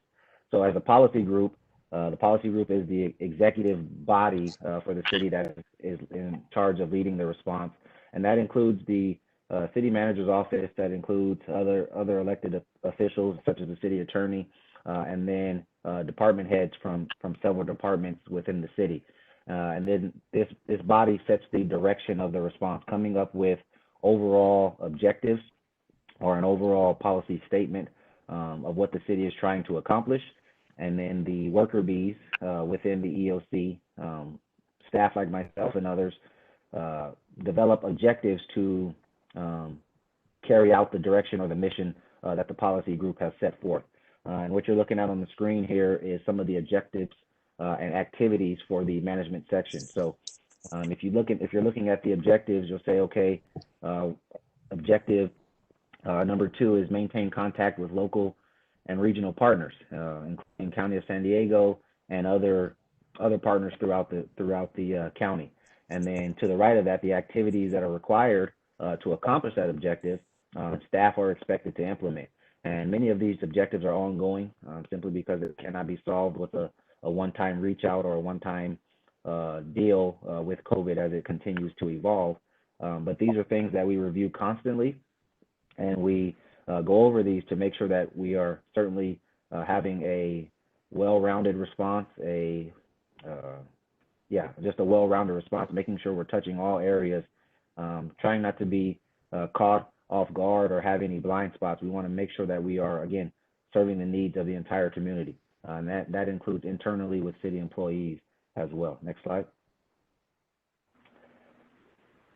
So again, this is just another snippet, but this is for our operations section within the EOC, and these are just some additional objectives that we established, and then activities that were necessary to accomplish each of those objectives. And again, they're focused on a wide range of activities, whether it's supporting businesses, or whether it's supporting individual members of the community who may need food assistance, or whether it's supporting the local community groups who are offering services to members of the public. We as a city want to make sure that we are supporting everyone in their response to COVID-19. Next slide. So some of the response actions that I mentioned that you may have seen, again, we're partnering with a lot of local agencies or private nonprofits or community groups, whatever you may have it, to ensure, ensure that we are providing services to the community, knowing that South Bay, especially Chula Vista, is one of the hardest hit areas as it relates to COVID-19. We worked with the County of San Diego and the state of California to bring a large-scale testing operation directly into Chula Vista. We currently have 2 sites in Chula Vista. One down is a drive-through site down at the Aquatica parking lot off of Main Street, and then this testing operation that you're looking at is at the Sears building, the former Sears building at the Chula Vista Mall. So we worked with the owner and operator of the building to acquire that empty space, and through the county sign a lease agreement or an occupancy agreement to run COVID testing out of there.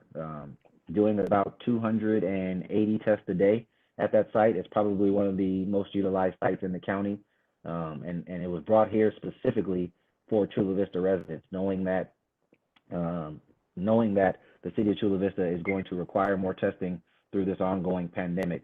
And we continue to work with the county to think of creative ways to bring more testing sites here. We certainly don't believe 2 is enough, so we're looking to bring more testing here to Chula Vista. Additionally, what you're seeing on that screen is because we closed a lot of public facilities, including our recreation centers and our libraries, which were typically used as cool zones during the warmer months. We worked with the owner and operator again to establish a secondary use for this facility as a cool zone. So this Sears building is massive, it's huge. And the testing operation was only using, I would say probably about 5% of the building. So we occupied another 5% of the building to operate a cool zone. So those who would typically seek cool zones at our rec centers and libraries are now being directed here to this former Sears building for those same services. Next slide. So some of the current initiatives that we have, again, as I mentioned, we want to bring more testing. So it's to increase testing capacity here in Chula Vista. We're looking at ways to bring testing directly to the people. At these locations, folks have to make an appointment and they may not be able to get off of work in time, or the appointments may be two to 3 weeks out. There could be a number of reasons why folks are not getting tested.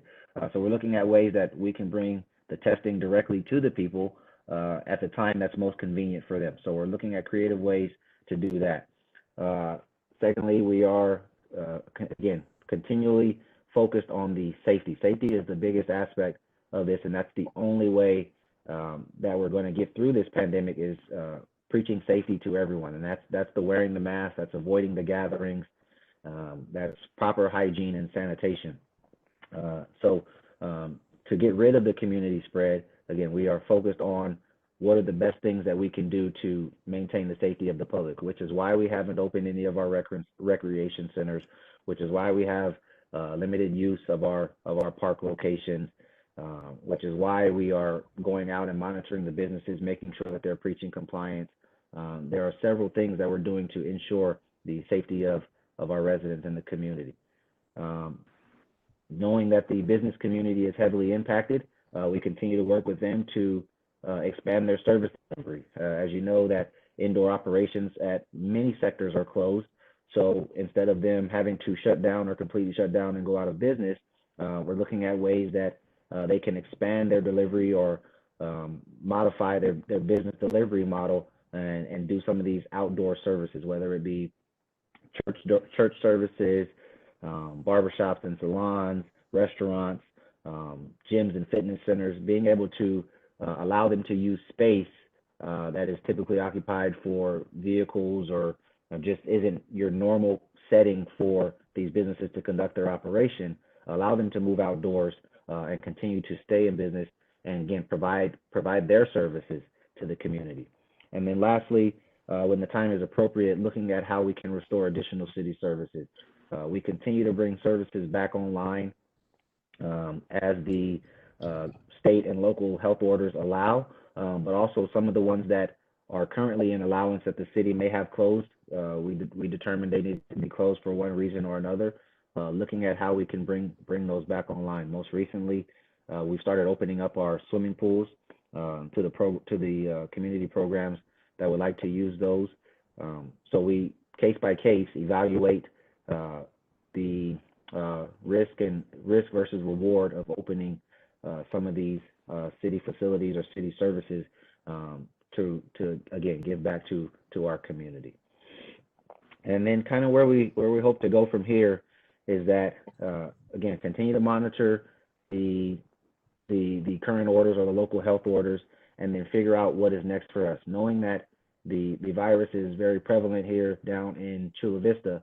When the county of San Diego or the state starts to reopen, that may not be time for us. So what does our future look like? So that is what our policy group is currently determining. Again, figuring out what are the best needs for our community, and then weighing that risk versus that reward. That's kind of the biggest thing. In the absence of a vaccine, we have to make educated decisions based on the data that we have available and whether reopening at a time is right for our community or not. So we will continue to monitor, we will continue to work with local and state officials on what is appropriate for the city of Chula Vista. And with that, I'm willing to answer any questions. Thank you, Marlon, for joining us. I do see a couple hands. I don't see everybody. I see Commissioner Gonzalez.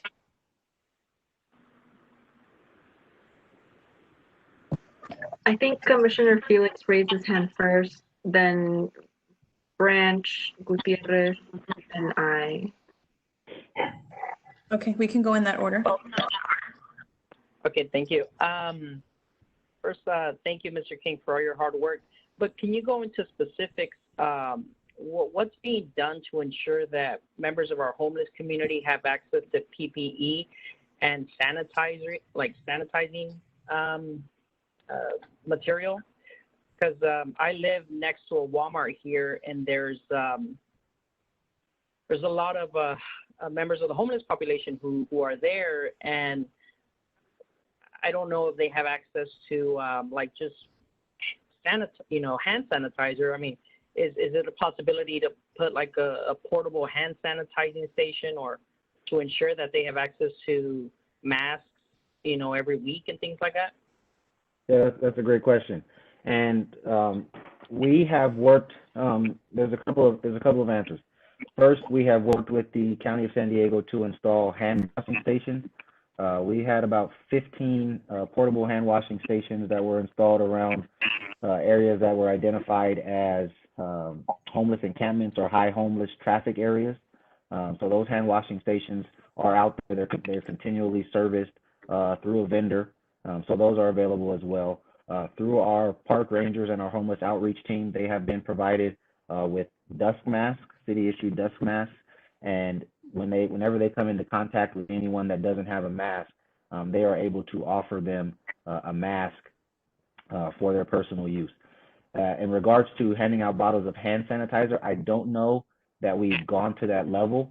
That is something that the city could certainly reevaluate and see if we do have the stock to hand out personal hand sanitizers to our homeless population.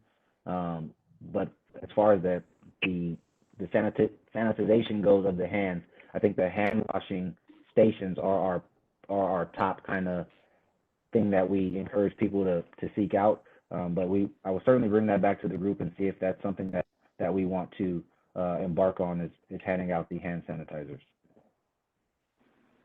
Thank you. Then I believe it was Commissioner Branch Gutierrez.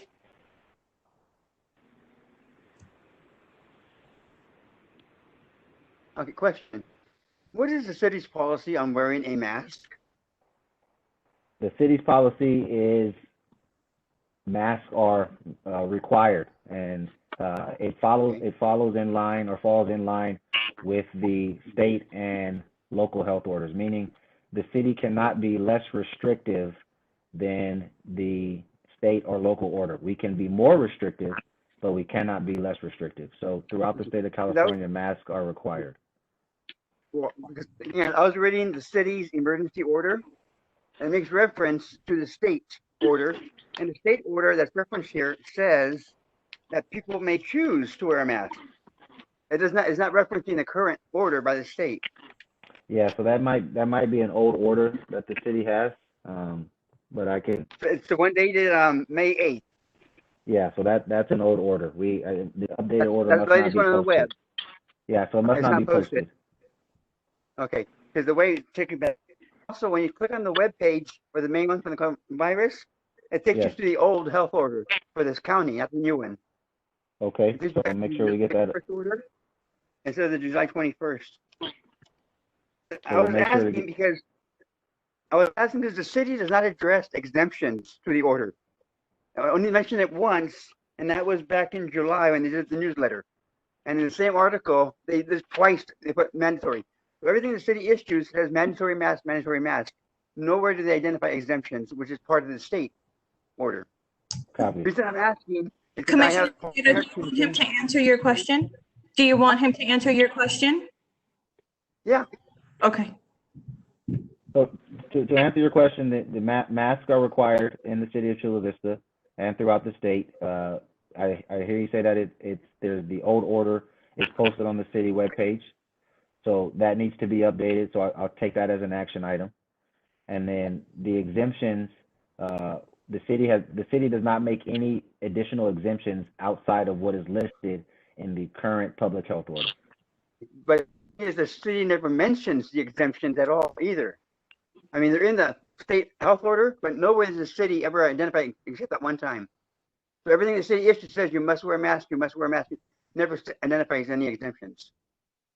Marlon, if I may interject, I believe the city's most recent version does in fact identify the ADA, exemptions within the order, and it certainly cross-references the current county order that includes such specifications. So, Commissioner, we'll try to track those down and get those to you, but I think your point is that should be more public, even if it is mentioned.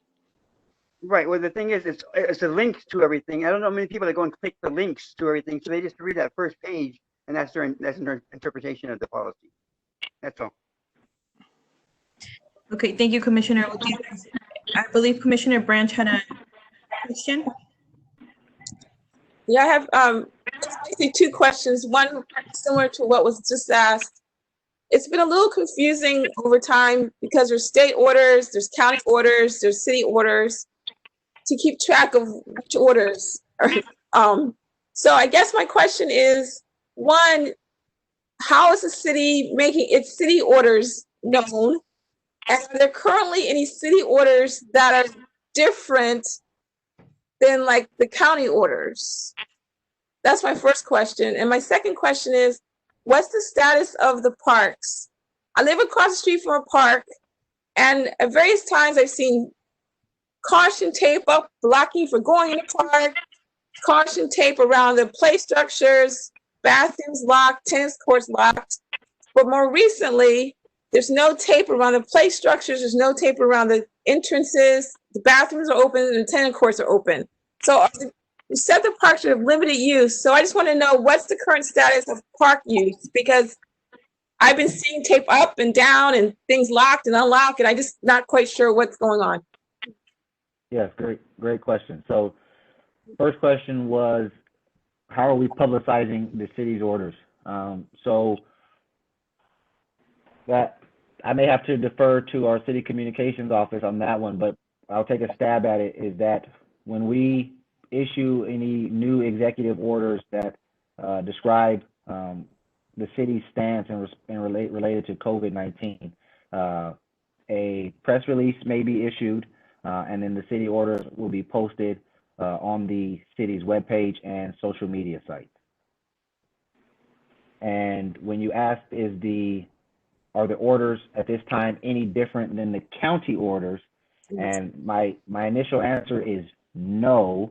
I believe all jurisdictions are pretty much have the same level of restrictions at this point due to the statewide closures or the statewide orders.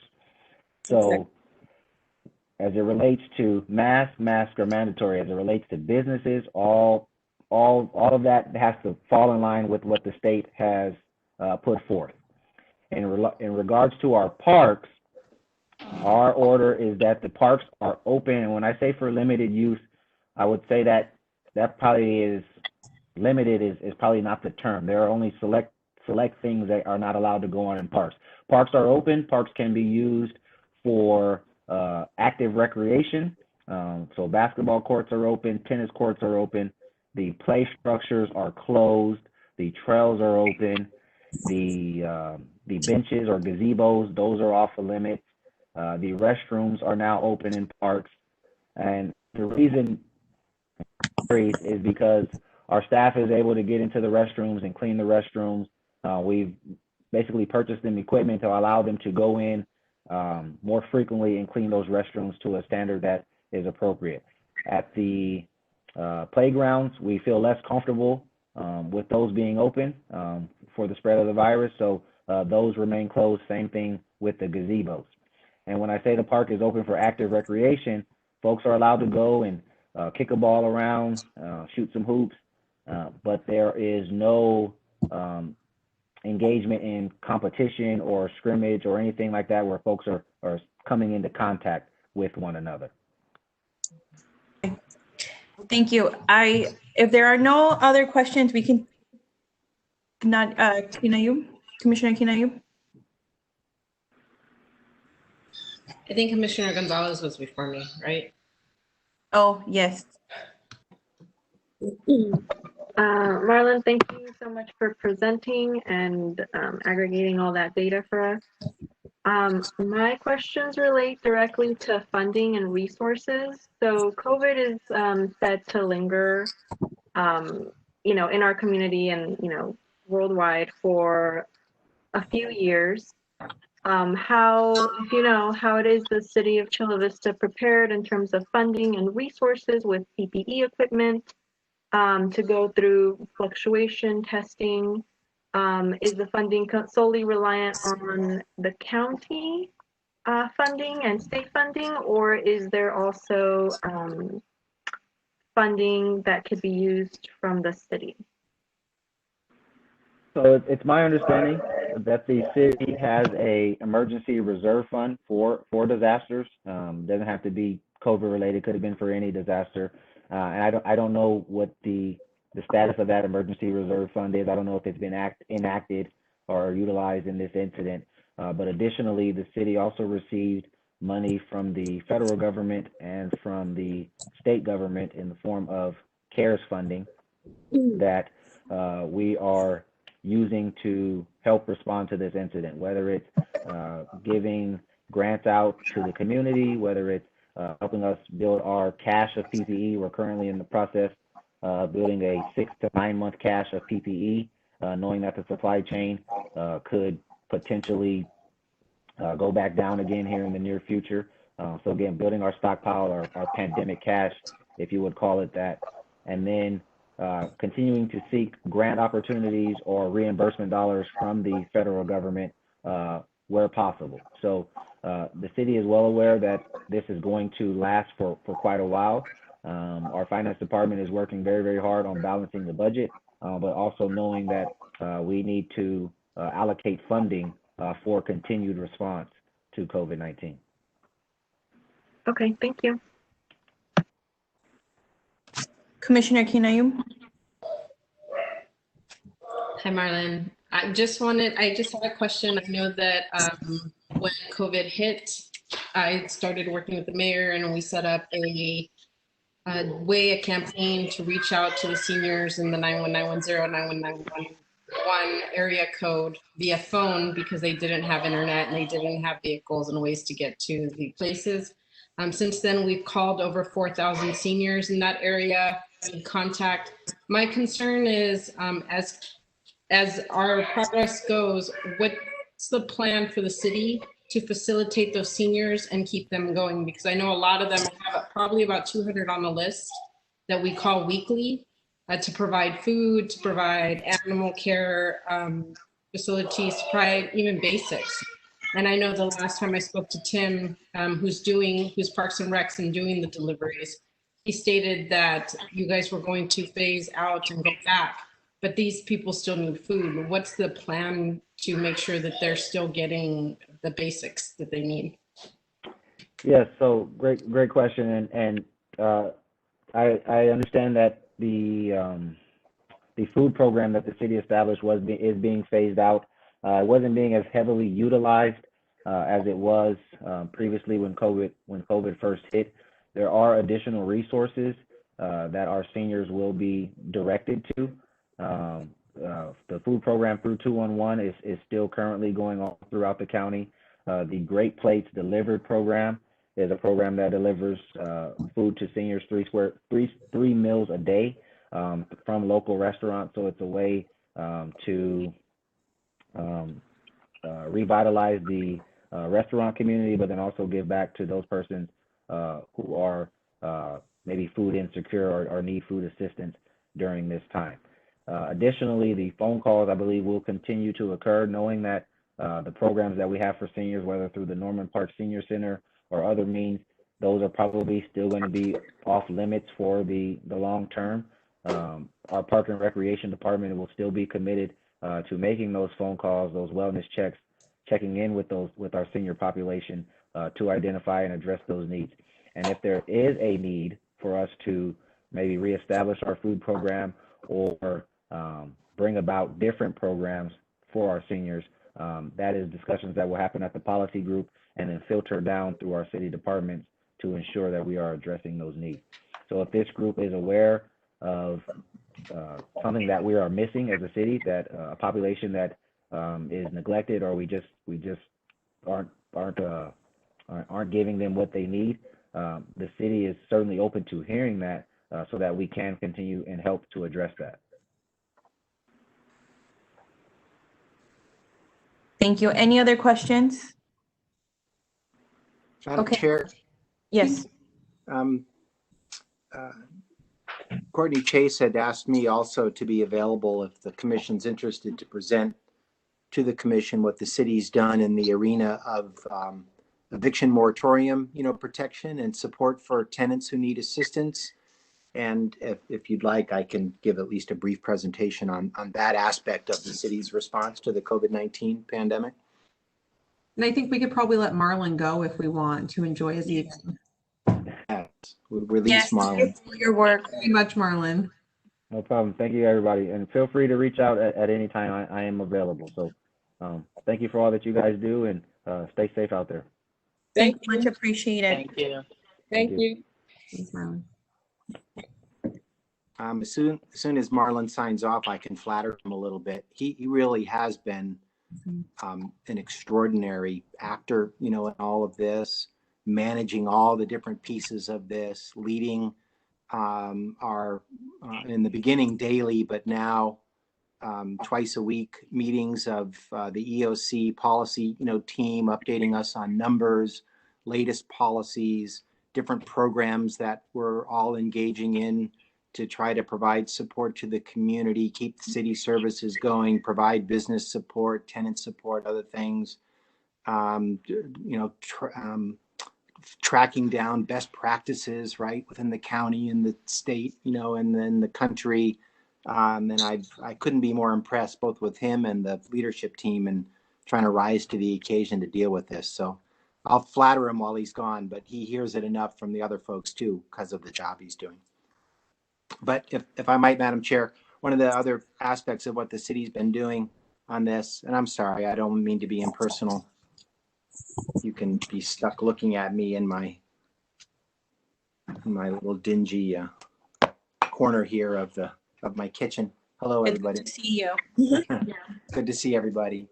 Back in the middle of March, the governor took a variety of extraordinary actions, of course. One of them that he took was to suspend what normally would be state preemption of local authority ability to govern the process for evictions in a variety of different circumstances.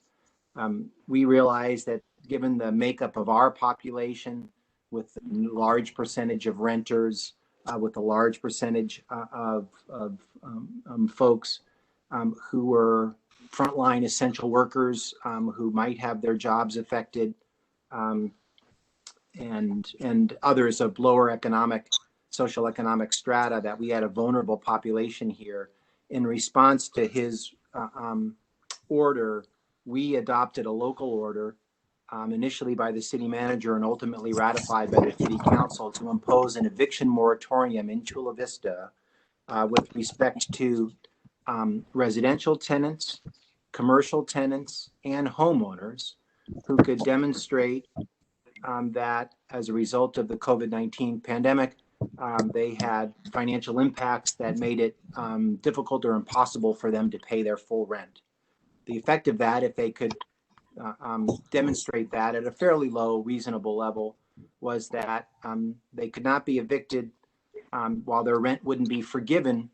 Once the moratorium was released, they would have 6 months after that time to make up their rent and to avoid eviction throughout that time period. We initially adopted the rule effective April 1st to be effective through May 31st. And then the city extended that protection twice, initially to June 30th, then most recently to July 31st. We actually have a pending action before the city council at this upcoming council meeting on July 28th to extend the protection still further through September 30th.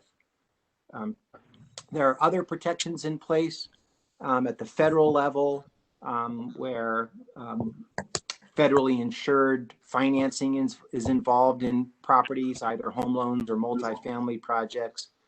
There's currently a judicial council rule, the governance structure for the state court system that prevents eviction processes from occurring now, except in extraordinary circumstances. But all of those different rules are under attack and challenge from different landlord groups and others. And so we believe here at the city that the city's local eviction moratorium is an important protection to keep in place, and staff's recommending that the council re-up and extend that protection through September 30th at the next meeting, if any of you are interested in weighing in and indicating your views of that.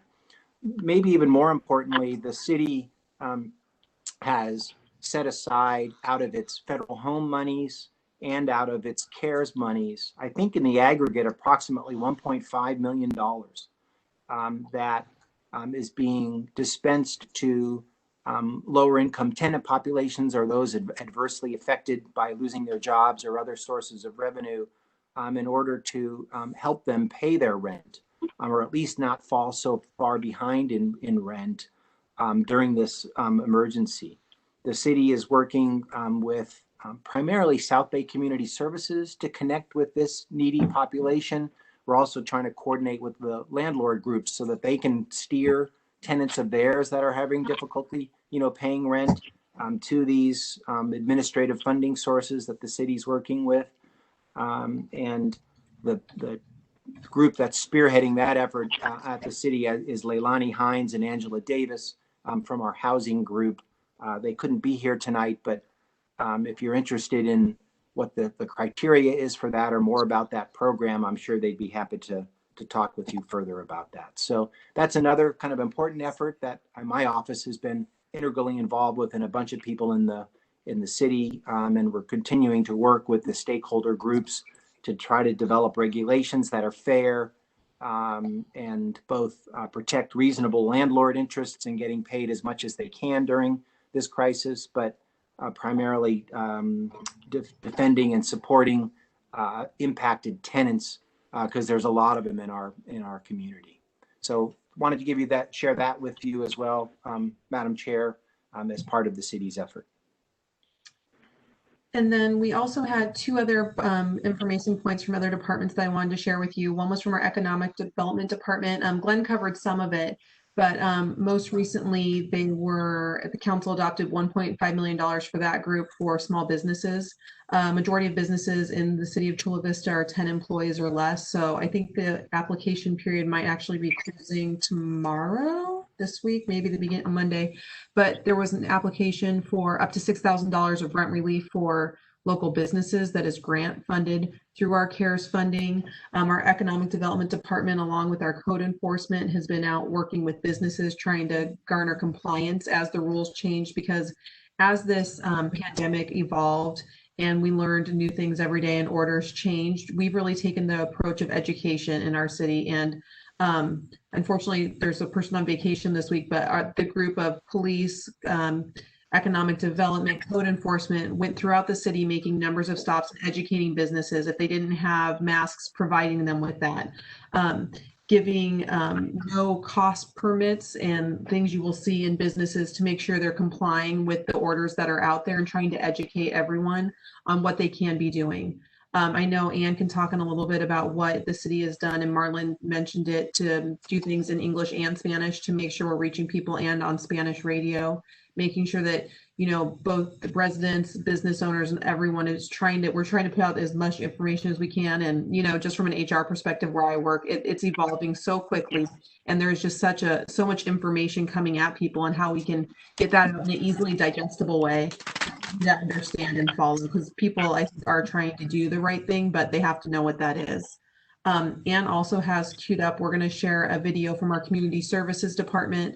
Marlon hit on it a little bit, and some of your questions led into what they do, but they really have been working to make things accessible and safe for people. So with that, Anne, if you could take it over.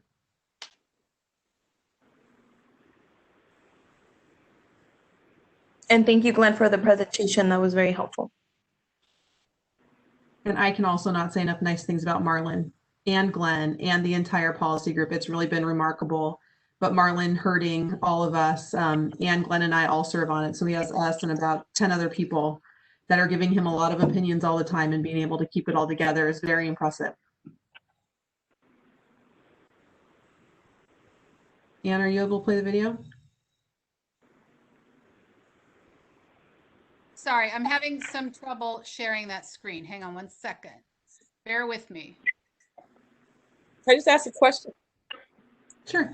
While we're waiting, could you comment on what the city's doing to work with restaurants and other businesses that could theoretically be outside? There's a number of things, or Glenn, do you want to take that as the? I'm either way. I think you're familiar with what we've got going on. Why don't you go ahead? Sure. So there's been a number of things. So one, restaurants are being allowed to expand into their private parking spaces that they have. They've been working on that already, getting out there. And then at the last council item, they took action to expand 3rd Avenue, closing it down certain days, times of the week, for the next, I believe it was 6 months or a year, Glenn? 6 months? You're muted, Glenn. So A year. A year. So that businesses are putting the, the infrastructure to get them out onto 3rd Avenue to be safe. I think we're all, realistic about how long this will be with us, and giving businesses a timeline that they can be out there open into the street and hopefully get people in, into their space. So we've been doing that. There's been a lot of education with those groups, and I think we're continually trying to work with ABC, the state, the county, to see what we can do to the city to support those businesses. And I know our economic development department's been working with that with the restaurants quite a bit. Are we ready? I think so. And just to clarify, folks, the deadline for the to apply for the small business grant is Friday, tomorrow at 7 p.m. It's on our website. So just so people know. So now let me see if I can get this going.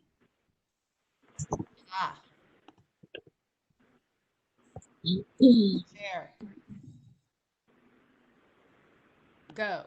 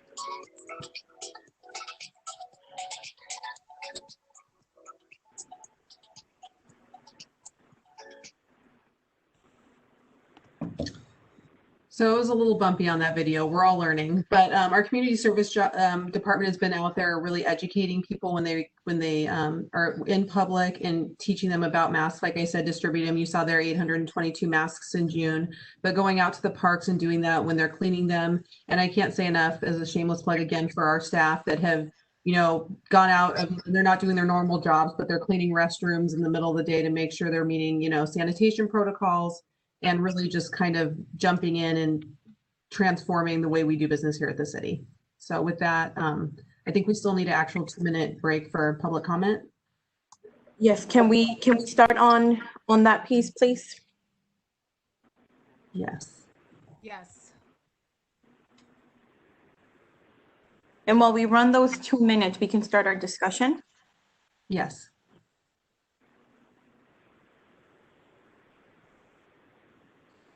I said earlier too, Ann, Glenn, and I are all on the policy committee. So if there's ever things that you're hearing in the community that you want brought forward or something you think we should consider, please don't hesitate to email us, and we will take that forward. We bring all the ideas forward that we get. Yeah, and thank you for helping put all this information together for us. I think it's really important that we hear from staff the work that's been done. Obviously, I thought it important for us to hear all this information since Chula Vista is one of the hardest, the South Bay has been one of the hardest hit areas when it comes to COVID. And I'm very glad to hear that Chula Vista is stepping into this, you know, new normal and really thinking of ways that we can like keep families safe and that we can transition into, you know, whatever this new life is that we're going to be living in, at least while COVID is going on. And, you know, I think like part of the reason for also having this as part of the discussion was because as a Human Relations Commission, we obviously care, and our role is to ensure that, you know, those that all communities in Chula Vista are represented. And, you know, COVID has hit primarily our communities of color much harder than the rest. And so because of that, I think it's even more important that we do everything and you know, possible to respond to the needs to the population of the city. So I want to turn it over to you all and see if you have any questions or if you feel like there's anything missing. I think similar to the position or to next steps when it comes to our police chief. I think, you know, continuing to hear COVID updates is going to be incredibly important. So, you know, we can have this as a standing item if we feel it's needed. And again, if there's anything missing from this, or if there's any type of action that our commission could be taking as a response to COVID-19, I think this is the space to have that discussion.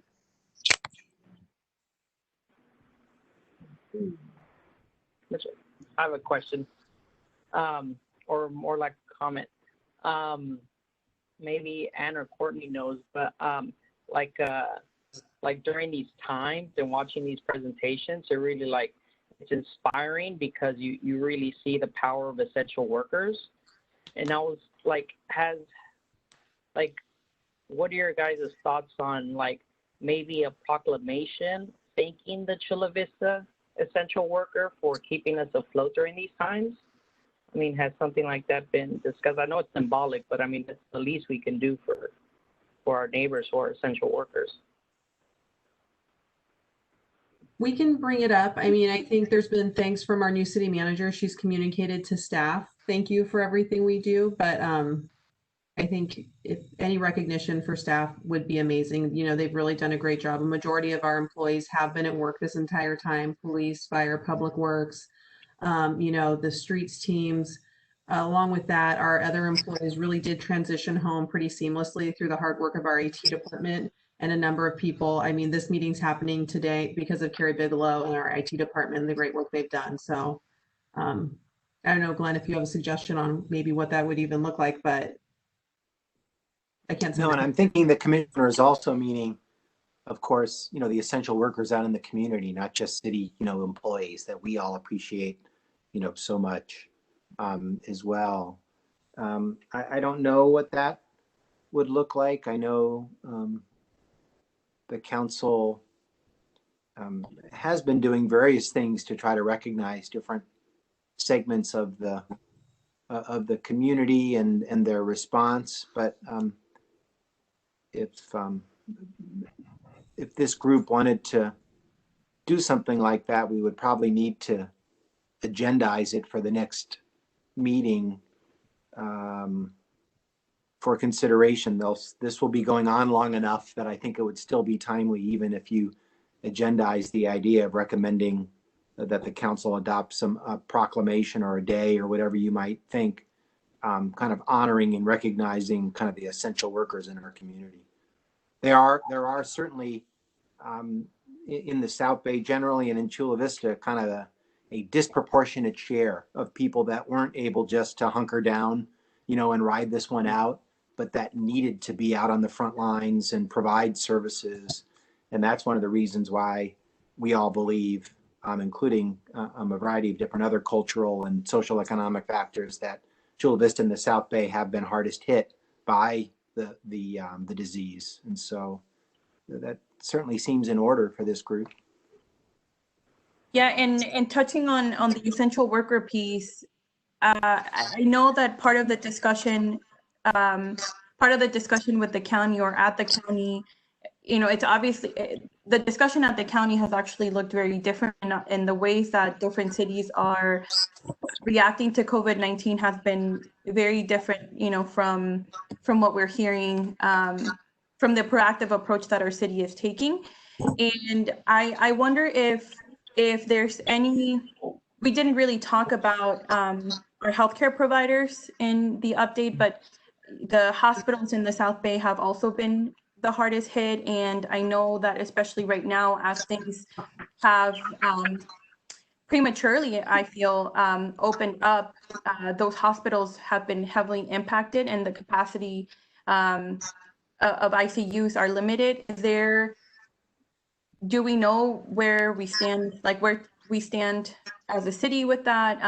What are the steps that are being taken? Is that just, is that totally tied to the county providing information? Like, what does that look like? Yeah, the county actually has a dashboard available that anyone can log on to, and it allows you to look at all the hospitals within the region, along with specifically in Chula Vista. You can see capacity of COVID beds available, different capacities. So it's something that Marlon, as part of our briefings twice a week, actually pulls just the data out for Chula Vista and shows to it. So it is something that we monitor on a regular basis here, but I think that's more organized by the hospitals at the county level overall. But when we have questions, we do reach out to the county.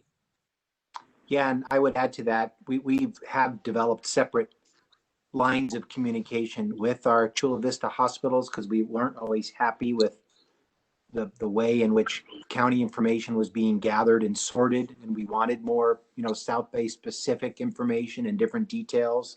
And I think we're getting that now directly from those hospitals.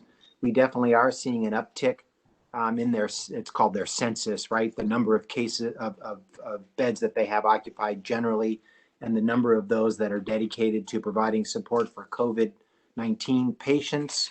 And one of the things that Marlon had indicated he was going to be doing here in the near future was making sure that as those hospitals were potentially reaching their capacity, that they knew that we were available to provide logistics support in case they needed to stage any kind of supplemental operations outside or in other facilities to make sure that they had the capacity to serve our local population. So we are tuned into that and definitely will continue to be, because that is the front line for sure.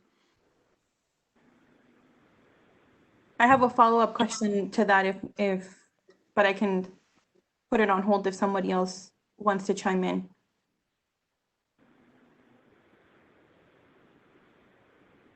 And now I've forgotten my question. Well, I can mention there were no public comments on this item at the close of the 2 minutes.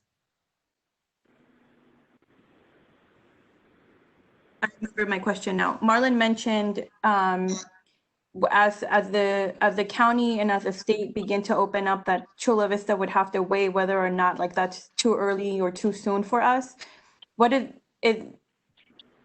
Because of how impacted the city has been when it comes to the virus, what would that, have there been discussions about what that would look like if the county were to move to reopening? Obviously, like I don't think that the city or the city doesn't have the jurisdiction to tell people to, to stay home if they're saying you can go out. But if it's not safe, right, and Chula Vista continues to be impacted, like what the steps would be to follow in that scenario. We have very much looked at imposing more strict rules from time to time than have been imposed at the state or the county level. And in fact, for a while, we had the most aggressive, might not be the most strict masking, requirements.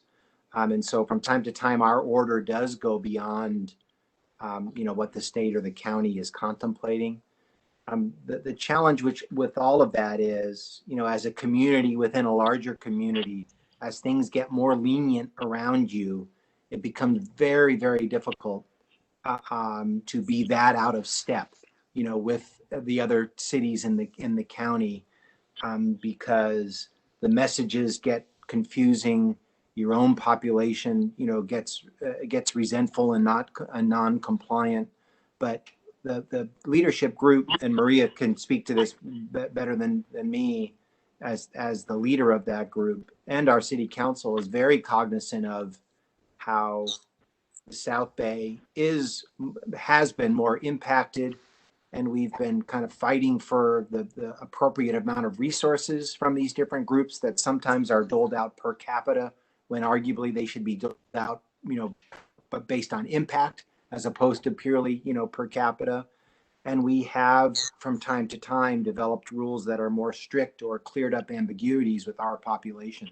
So it's tough to calibrate. But I promise you, those are exactly the kinds of calibrations and balancing of interests that we talk about every meeting, trying to get that right for our community. Commissioner Lake?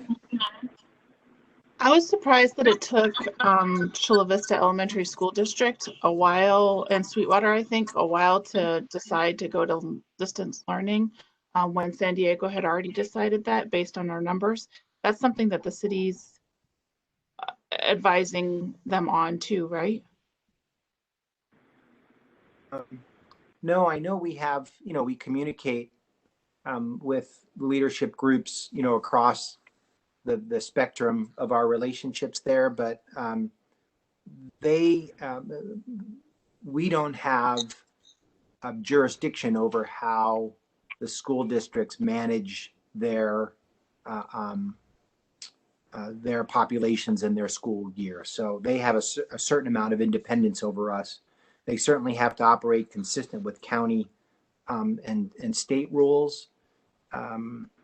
But that would be an interesting issue of who has primary authority if we got sideways with the school district. But they generally govern their own business and affairs as it relates to students.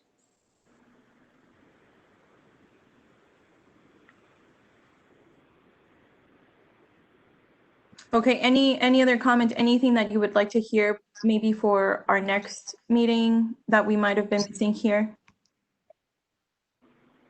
Is it helpful to continue to hear an update from the city? Yes. Okay, so we'll sort of keep this on, and we'll bring back, do we have to vote if we wanted to explore Commissioner Felix's suggestion? Do folks have like any thoughts on that before we move on? You wouldn't need a formal vote, Madam Chair, but if there was consensus of the group that you wanted an item like that added at your next agenda, you could gauge the consensus and direct us accordingly. Thoughts from you all? You all could just nod, we can. Okay. I think I see consensus.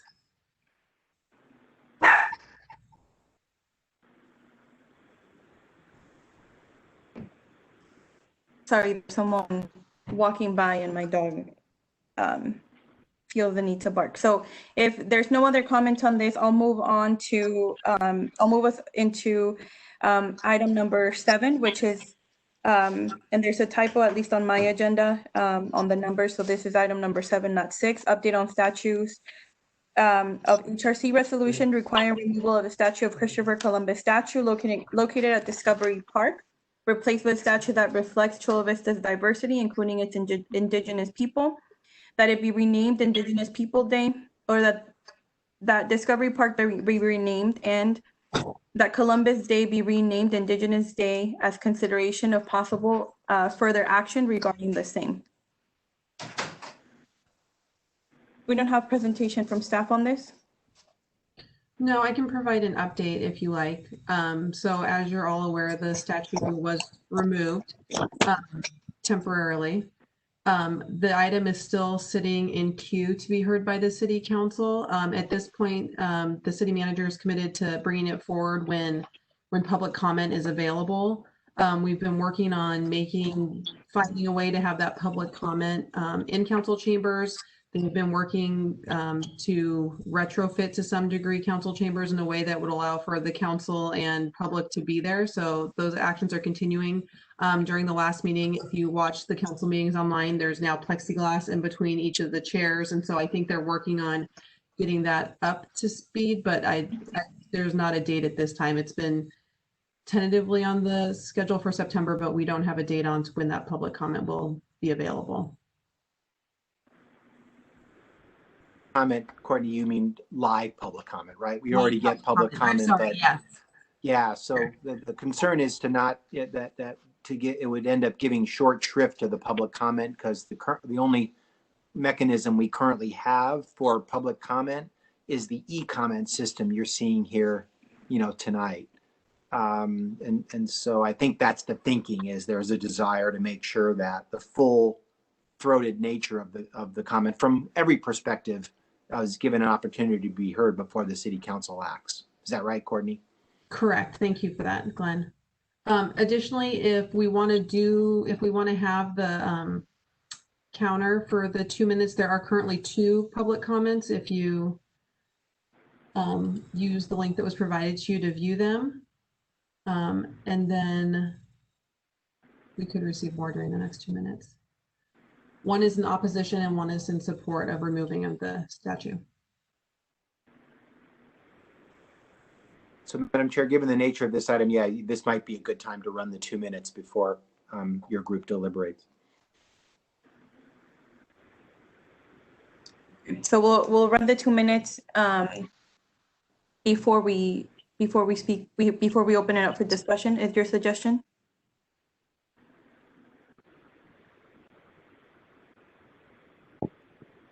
Yes, Madam Chair. Okay, we'll do.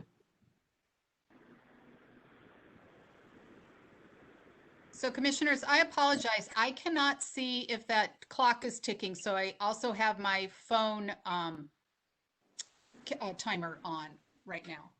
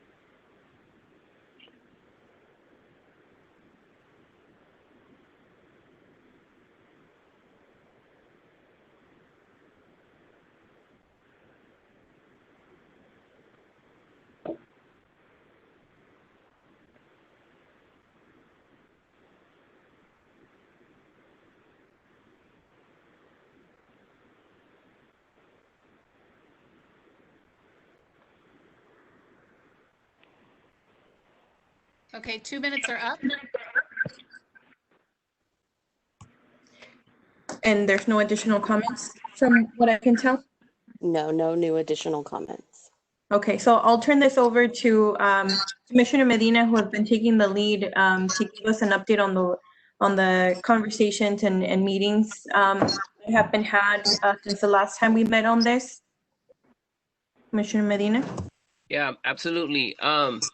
So I have been interested in just kind of pursuing conversations with council around just kind of any anticipation, thoughts, reflections related to the resolution. We definitely would want to get unanimous vote around it. And so I'm just trying to create that thermometer as well and hear where individuals may be in this as far as council. And so if any of you are interested in being part of those conversations, definitely email. Obviously we can't have, it wouldn't be right to do more than a couple people just because I think that obviously within Brown Act, but also just, sometimes having conversations and just wanting to be smooth, wanting people to feel they can be authentic and share their perspectives on things. And so anyhow, I'm pursuing that. So if any of you are interested in joining in on those conversations, just discussion points, seeing where individuals are. It also helps me to kind of frame the presentation of the resolution. And I think we had discussed that previously, that I would be a part of the presentation with Paula. And so just having a better understanding of how to frame it. I'm sure there's a timeline, a window for that presentation, and there could be a lot said in that time. So really trying to be very intentional about how we're using that time to present, and also how we're using that time within really speaking for the Human Relations Commission and our charge and who we are. So with that being said, there's something that has also come to mind. In addition to the resolution, here are some reflections that I've been having. One of them is do we have policies, procedures, a framework for pieces of work, for statues, for honorifics, for park names that we could start to continue to look at? And so what I've been thinking about is three things that very much align with this. One is taking inventory of the names and honorifics and statues and anything within our city, just taking inventory. Number two is also creating a policy and how basically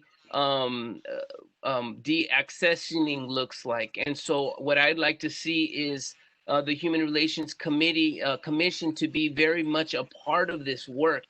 And then the third thing is really also creating a policy of how do we receive these kind of gifts, because that Columbus statue was a gift. And so looking as well as making recommendations to gifts that are being provided to the city related to, once again, statues. And so I'm looking for in those three areas, and I'm not looking necessarily to make a vote today, but I think one of the conversations that we can start to have with individuals is it just Columbus? Is it just the Columbus statue? And can we also continue to offer more to our council as far as a working group that is that's led and headed by this Human Relations Commission to do this work citywide? And so I'll just put that out there too. I'm not looking to add this onto the resolution, but also it could become potentially part of the presentation of what our commission is willing to do as far as lead the work on taking inventory, as far as creating a policy to remove, and also to create a policy around accepting awards. And we're not so you all know that we're not doing this alone. Every city is relooking these elements, and I do think that our council, for our council to have to visit each park name or each statue that we potentially find, I think that could be a lot. So really, once again, us as the commission taking, and other departments as need be, not having the monopoly of this work, but being a leadership body to really, once again, just continue to move all of this work forward.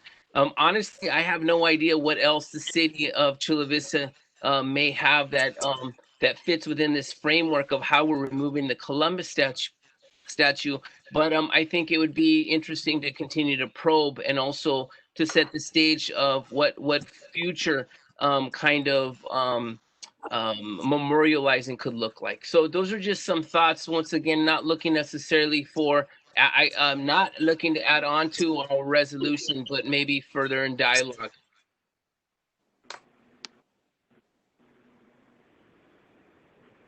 Commissioner Gonzalez, and I think I saw Commissioner Lake as well. No? Commissioner Gonzalez? Yeah, I wanted to add on what Commissioner Medina said. I really like that narrative, assessing inventory. But I'm also, when he was talking, I was thinking about like a policy for future. So seeing who picks what gifts we actually, you know, display in the public eye. I know that might be the Arts and Cultural Commission. And you know what they, if that like implementation or like creating that space, creating a space, is that like on a case-by-case basis as members rotate, or do they abide by some type of policy that says this amount of community members need to tell us their input, or you know, things in that parameter? I think I want to maybe explore something that's a little bit more that would involve the community like long term, instead of maybe having a case where maybe the community agreed to this Columbus statue like in the past, but now it's different. And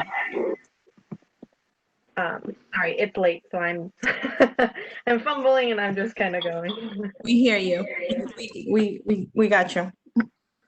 With that being said, I'm not too sure if we want to continue to move this to our next meeting, but it's an additional conversation. And I think what it's coming down to, and I don't want to take too much of the speaking time here, because I do know it's late, but really looking at how can we as a human relations, not necessarily do the work from here on out, but create a framework that we can offer to the city as we look at who's involved in the future, how are these decisions made, like looking at it so like a holistic kind of, you know, just like a not only a think tank, but really try to encourage our city so that they can see that this is not just necessarily about Columbus, but this is also about just holistically how we're approaching namings. Yeah.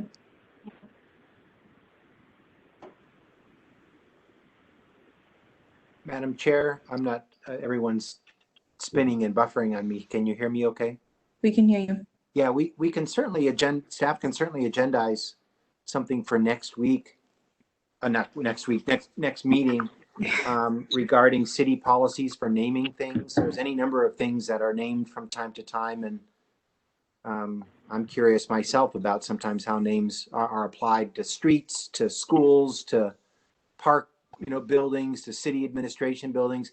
We don't get, you know, statutes isn't much of a thing any longer. So I'm, you know, I appreciate Commissioner Medina's thoughts that, you know, it may not be regarding a statute, but there are plenty of things that are named, and understanding what the process is for that and who does that with respect to all the different things that get named, you know, in the community, and potentially your commission developing some framework and recommendations about how the city, when the city is involved, you know, and can influence that, how that process would work, certainly is something that you could agendize. It's not technically on the agenda tonight, so we probably shouldn't deliberate too much more on it, but I understand it certainly well enough to work with Courtney and the chair and Commissioner Medina to identify an appropriate agenda item for further discussion and development next meeting. Yeah, I think that's a good idea, and I think well, Commissioner Gonzalez feels the same. how do others feel about agendizing this? I really like the idea of creating a framework. I think this allows for the work that we do here as a commission to not, to have like that transformative element that I think our communities are in need of, right? So I think we can definitely bring that. So thank you for the suggestion. Any other thoughts from folks?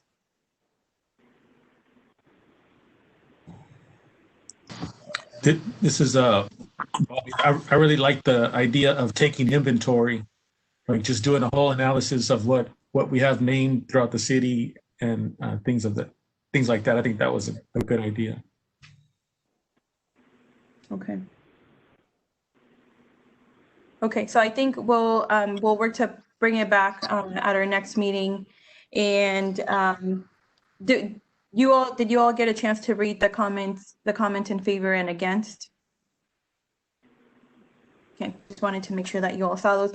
And I know it's late, and I don't know if this is the place or not to update on our meeting with Councilwoman Jill Galvez, or if maybe we should leave that for a later time.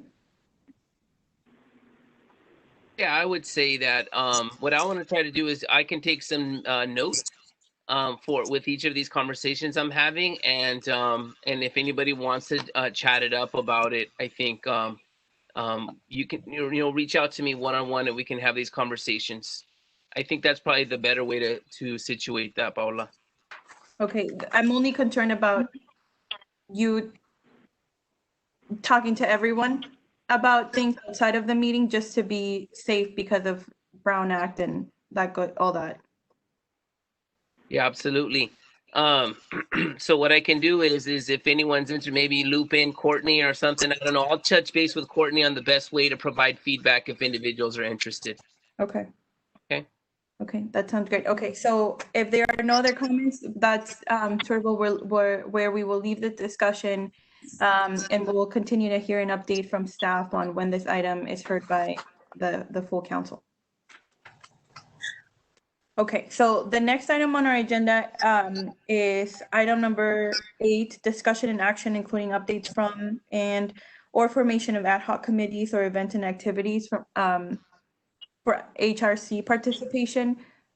So I don't know that there's a whole lot to update. There were several events that we had anticipated participating in that have since then been canceled, and any others that haven't, I'm sure would be. Can we start the two? Do we would like start the 2-minute timer yes. while we discuss? Sure.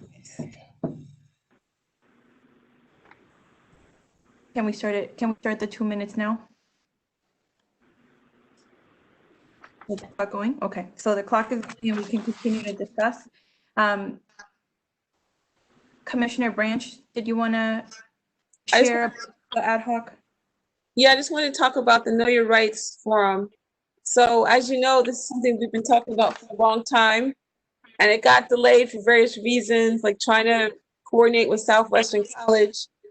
But right before the pandemic, we were starting to really get moving again. And then obviously the pandemic hit. Then when George Floyd was murdered and the protests that came thereafter, the subcommittee, I guess, had some minimal conversation about trying to get that event going again with sort of a renewed sense of urgency because of that incident. Obviously, there's some hurdles to that. One, we did not know if or when our commission would meet again, so that even if our subcommittee wanted to work on it, there was no way of communicating to the full committee what we were interested in doing. And obviously, we still have restrictions on gathering. So there was one, I guess one question we've had is there any possibility of doing a online Zoom web-based forum into the community? And so along those lines, I think I sent a question in the staff about their thoughts on us having a forum using a online system such as this. So this is the system we have, and I'm going to put our city clerk, Carrie Bigelow, on the spot for a second if she's still here to chime in. We have done a couple of community events or forums. I think our fire department did one, and then maybe our finance department as part of the budget. And maybe you could describe what that looks like, Carrie. Hi, yes, this is Carrie Bigelow, the city clerk. The community forums were very similar to the format that we're on right now, where the presenters joined a WebEx meeting. Members of the public could join as attendees in some of those meetings. If it was appropriate, you can have like Q&A, you can have a chat. For those two meetings, the fire and the budget meetings, we had someone facilitate a Q&A. So one of my staff members would read the questions, and then staff would answer those questions, and we'd follow up with people after that. So that's something that, you know, we're happy to assist with the logistics of if desired. Well, given that possibility, then I'm thinking that the subcommittee could meet and decide if we're interested in trying to do something with this type of setup. And now that the commission's meeting again, we could also have the opportunity to bring back our thoughts and get input from the full commission about trying to do something electronically. Does anyone else from the subcommittee want to say anything about it? I do, Madam Vice Chair. I was now with everything that, you know, we have so many residents who wanted to, you know, voice their concerns in public regarding what happened. Can we add to that presentation how they can assemble lawfully, like how can they make themselves heard in a public setting, to air grievances and, you know, and to protest and to do all that stuff, so that we can inform the public, you know, what steps that can be taken so that their First Amendment rights are protected and they're encouraged to express.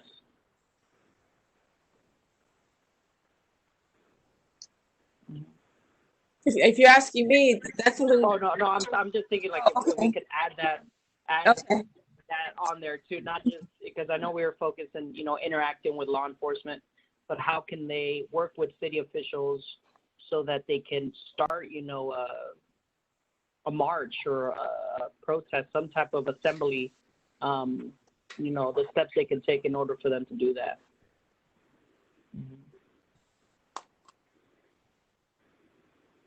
Something like, you know, adding that to the presentation.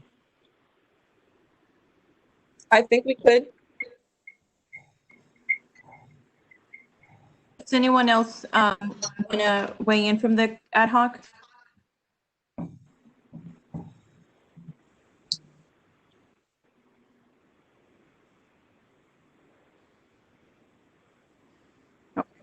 I know it's getting late, so I think what could. There was one comment, commissioners, if you did see it on that item. We did not. I did not. I don't. Just died. I'm sorry. It was to encourage the commission to use social media platforms citywide to promote welcoming city, and then there's some other actions within that. Oh, actually, I did read that. That was from Maggie Baker. Yes. Yes. Could I just ask if any of the commissioners who are not on the subcommittee have any thoughts about moving forward with a Know Your Rights type seminar on this type of platform? Is that something we should do or not, or any thoughts about how it should be organized or run? Yeah, I would support doing something.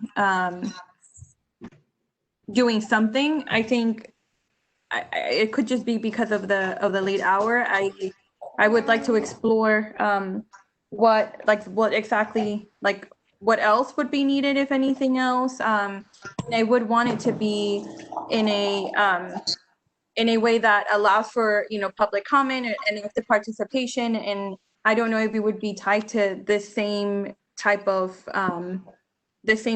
structure, which I don't think is like totally totally allows for that. So those would be my those would be my only concerns. Commissioner Lake. Thank you. I do think that it's really important to utilize the moment that we have in front of us. I've been involved, even though, there's Zoom fatigue and we are on all of these business meetings and city meetings and all of these things. I think that it's really important to move forward with this and reach out to our community and provide a place for this to happen. It may not occur in the same way that we were envisioning, as it being more like a conversation, but I do think that there are vital portions of it that can be presented in a way that's accessible to some. Unfortunately, again, I don't think we're going to be as inclusive as we could potentially have been, but right now, if we choose to wait, it'll be another year before we are able to do something. So I think we should go forward. And I think people will find it impactful and empowering, because that's how I found all of the presentations that I've gone to on race, on law, on what my responsibility is in all of this. So I think people will find it empowering. I agree. I say move forward. I think we may even be able to get some really like somebody that really a lot of individuals are very open to doing a Zoom kind of meeting because they don't have to travel, you don't have to pay these expenses. So we might be able to get, like, I use the words heavy hitter, we may be able to get a really good heavy hitter that could speak on these issues, that could draw in. So I'd love to see it move forward, Patrina. Okay. And I just wanted to see if Ms. Bigelow would be available possibly to meet with our committee, so we could get a little more information how the technology would work and what our options are. Hi, yes, this is Carrie Bigelow. I'd be happy to do that.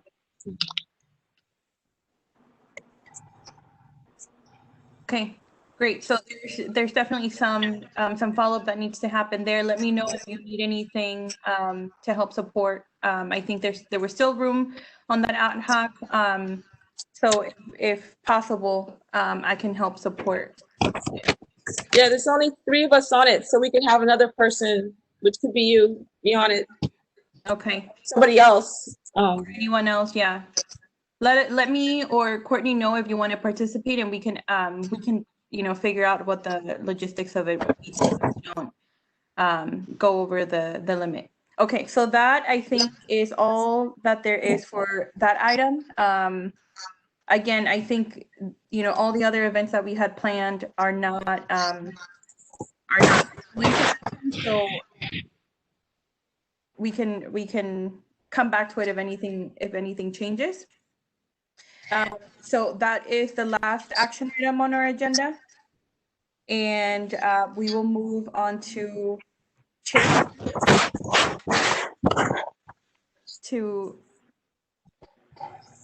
someone say something?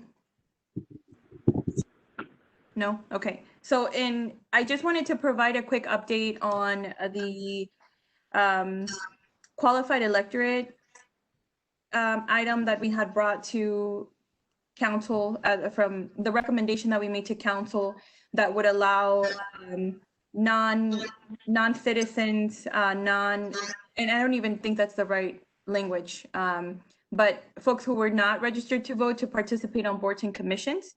And I think we had already provided an update. We had been going back and forth with the Charter Review Commission, who had made a recommendation, who were still, working on making a recommendation to the council. They did decide to move ahead and sort of move in our favor. And it was heard at City Council, and the decision that was made there And Glenn or Courtney, you can chime in, but it's my understanding that what happened was because it would have a cost to get it on the ballot. This is a charter change, so it would require Chula Vistans to vote on it, and it would cost money. And at this time, because of COVID, our budget has been impacted. That they decided the discussion was a positive discussion, but that they decided to leave it off of this ballot until 2022. Yeah, that's correct. There are actually a number of recommendations from the Charter Review Commission to go forward with amendments to the charter. They included a residency requirement for the city attorney, a variety of different kind of cleanup measures and different technical aspects, of the charter, and an affirmative recommendation, Madam Chair, as you described, on a modification to the city's existing requirement for only qualified electors to serve on boards and commissions, to convert that to a residency only requirement. With one exception, they wanted a registered voter requirement to remain with respect to people who were commissioners on the districting commission. But the council declined to go forward with any of those. The cost, believe it or not, for each individual item to go on the ballot to amend the charter based on what the registrar of voters was estimating for our city clerk was somewhere between $150,000 and $195,000. So that's per item, assuming certain things, but assuming certain pretty standard things about any particular item that might go before them. And yes, in light of the city's budgetary, challenges, as worthy as they found some or all of those things, a decision was made by the council unanimously, really, that those things were important, but they really needed to wait in the grand scheme. Unfortunately, the kind of election that can amend a charter is only a statewide general, election. Those only happen every 2 years, and so this item will need to wait, as will all the items need to wait until the 2022 election. Okay. So I just wanted to provide an update. And Glenn, just really quick, in terms of the funding source for this, it has to come from the city. It can't be just to, start preparing for future. The city has to pay for that allocation, or could there be a process to fund that?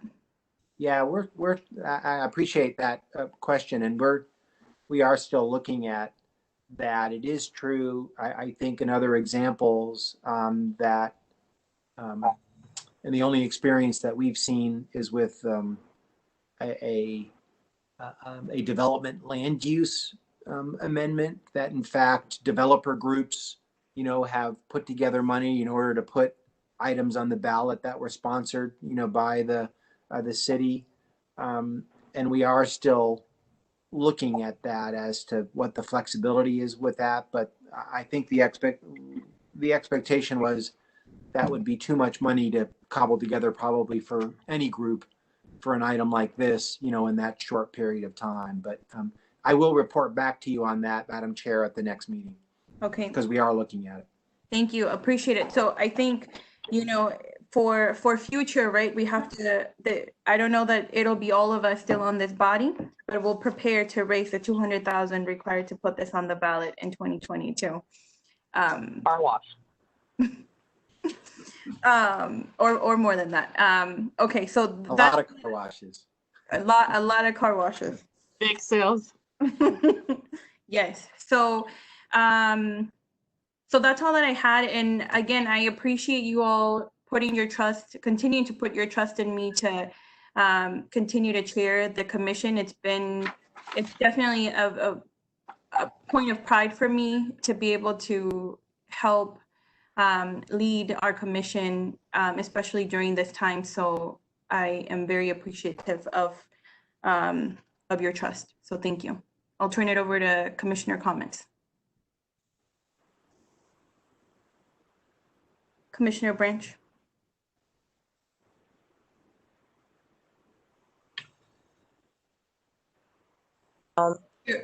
Excited about that. my comment or question really is about getting a report on the census in terms of, is there any way of finding out how well Chula Vistans have responded to the census, or if we have any kind of information about, what's been going on in Chula Vista related to that? I do not know offhand, but I can definitely get with our staff liaison that's responsible for that. I think she's out on vacation this week maybe, but she'll be back next week and I'd be happy to send something to the commission. Okay, thank you. I believe it was also reported, or like the numbers of where we were recently on either Instagram or one of the handles. Yeah, this is Ann. The last report we have is we're at 70%. Oh, okay. So, how's that compared to, like, is that good or? It's good compared to other times, but I think we'd want an A on this, not a C. So we're continuing to push. Okay.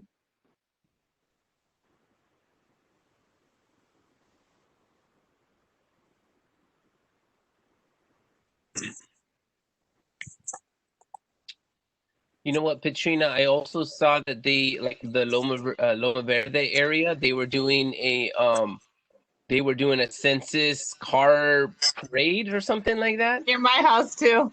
Okay, and you could get a free pizza if you participated. So it sounds to me that they are also looking at specific areas and targeting the work.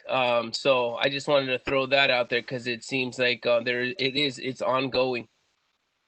But I want to shoot for the A also. All right, sounds good. Any other comments from you all?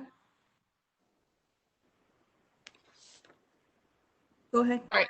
I do want to encourage everybody to do the Facebook or the Instagram, because I do think that the communications coming out of Chula Vista are amazing, and there's so much information out there, and it's really helpful. And I want to thank the communications department, but also as a commission, I think that following those handles and making sure we're completely informed as much as possible is really good.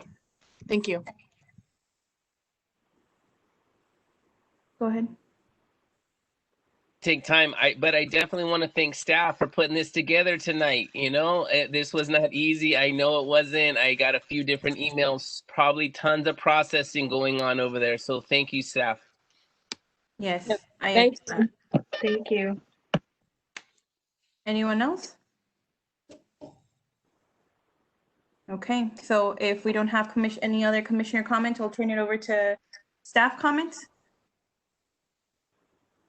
Anne, were you going to provide a Welcoming City update? Yes, I do have a Welcoming City update, and I'd like to suggest that we do a communications update at the next meeting on all of our COVID activities, because we have been doing a lot. So, and our handle is Chula Vista, so you can follow us there. But so progress continues on our Welcoming City final element. I think you all remember that we do have to submit our language access plan to them, and we have been doing some work collaboratively across departments here, because it touches a number of us, because there are ways that we do have a robust language access program. But for Welcoming City purposes, and actually for city purposes, we do want a more to tie everything together like we did with our entire Welcoming City plan. So certainly the Welcoming City folks are sensitive to what we're all doing in our cities, and we have our deadline was extended. She just automatically extended it to October. I believe it was June initially, and she said if we need more time, that's fine. So I'm thinking that in September, I'd be able to bring our draft plan to you so that you all can see it. But please know that we've done a lot of Spanish language translation for the COVID outreach, and we've already implemented a number of activities that I'm excited to share with you as we put this draft piece together to finalize our Welcoming City program. So I'm happy to answer questions, but I know it's late, and we're still not there yet with something to share, but we're getting there. Thank you, Anne. Any other updates? No, just thank you all for your time and putting up with us trying to get this right. It was our maiden voyage, so I feel a little bit like a T-Rex, but we will get there and every meeting will be smoother. Yeah, and thank you, Courtney. Carrie. Yeah, no, and thank you for helping put together the agenda, and it's been a lot to do on top of the very full workload that you have, and I know you also have your baby, so we appreciate it. My husband had to put them to sleep tonight. It's a joy to be at the office. I'm not gonna lie. Thank you all for your time. Okay, if there's nothing else, oh, Glenn, did you have anything to add? Okay, so if there's nothing else, I will adjourn this meeting. I can't see the time. 9:19. 9:19. Thank you all for your commitment and for participating tonight. I hope you have a good rest of your night. Have a good night. Bye. Bye. Everyone. Bye. Good night. Bye. Bye.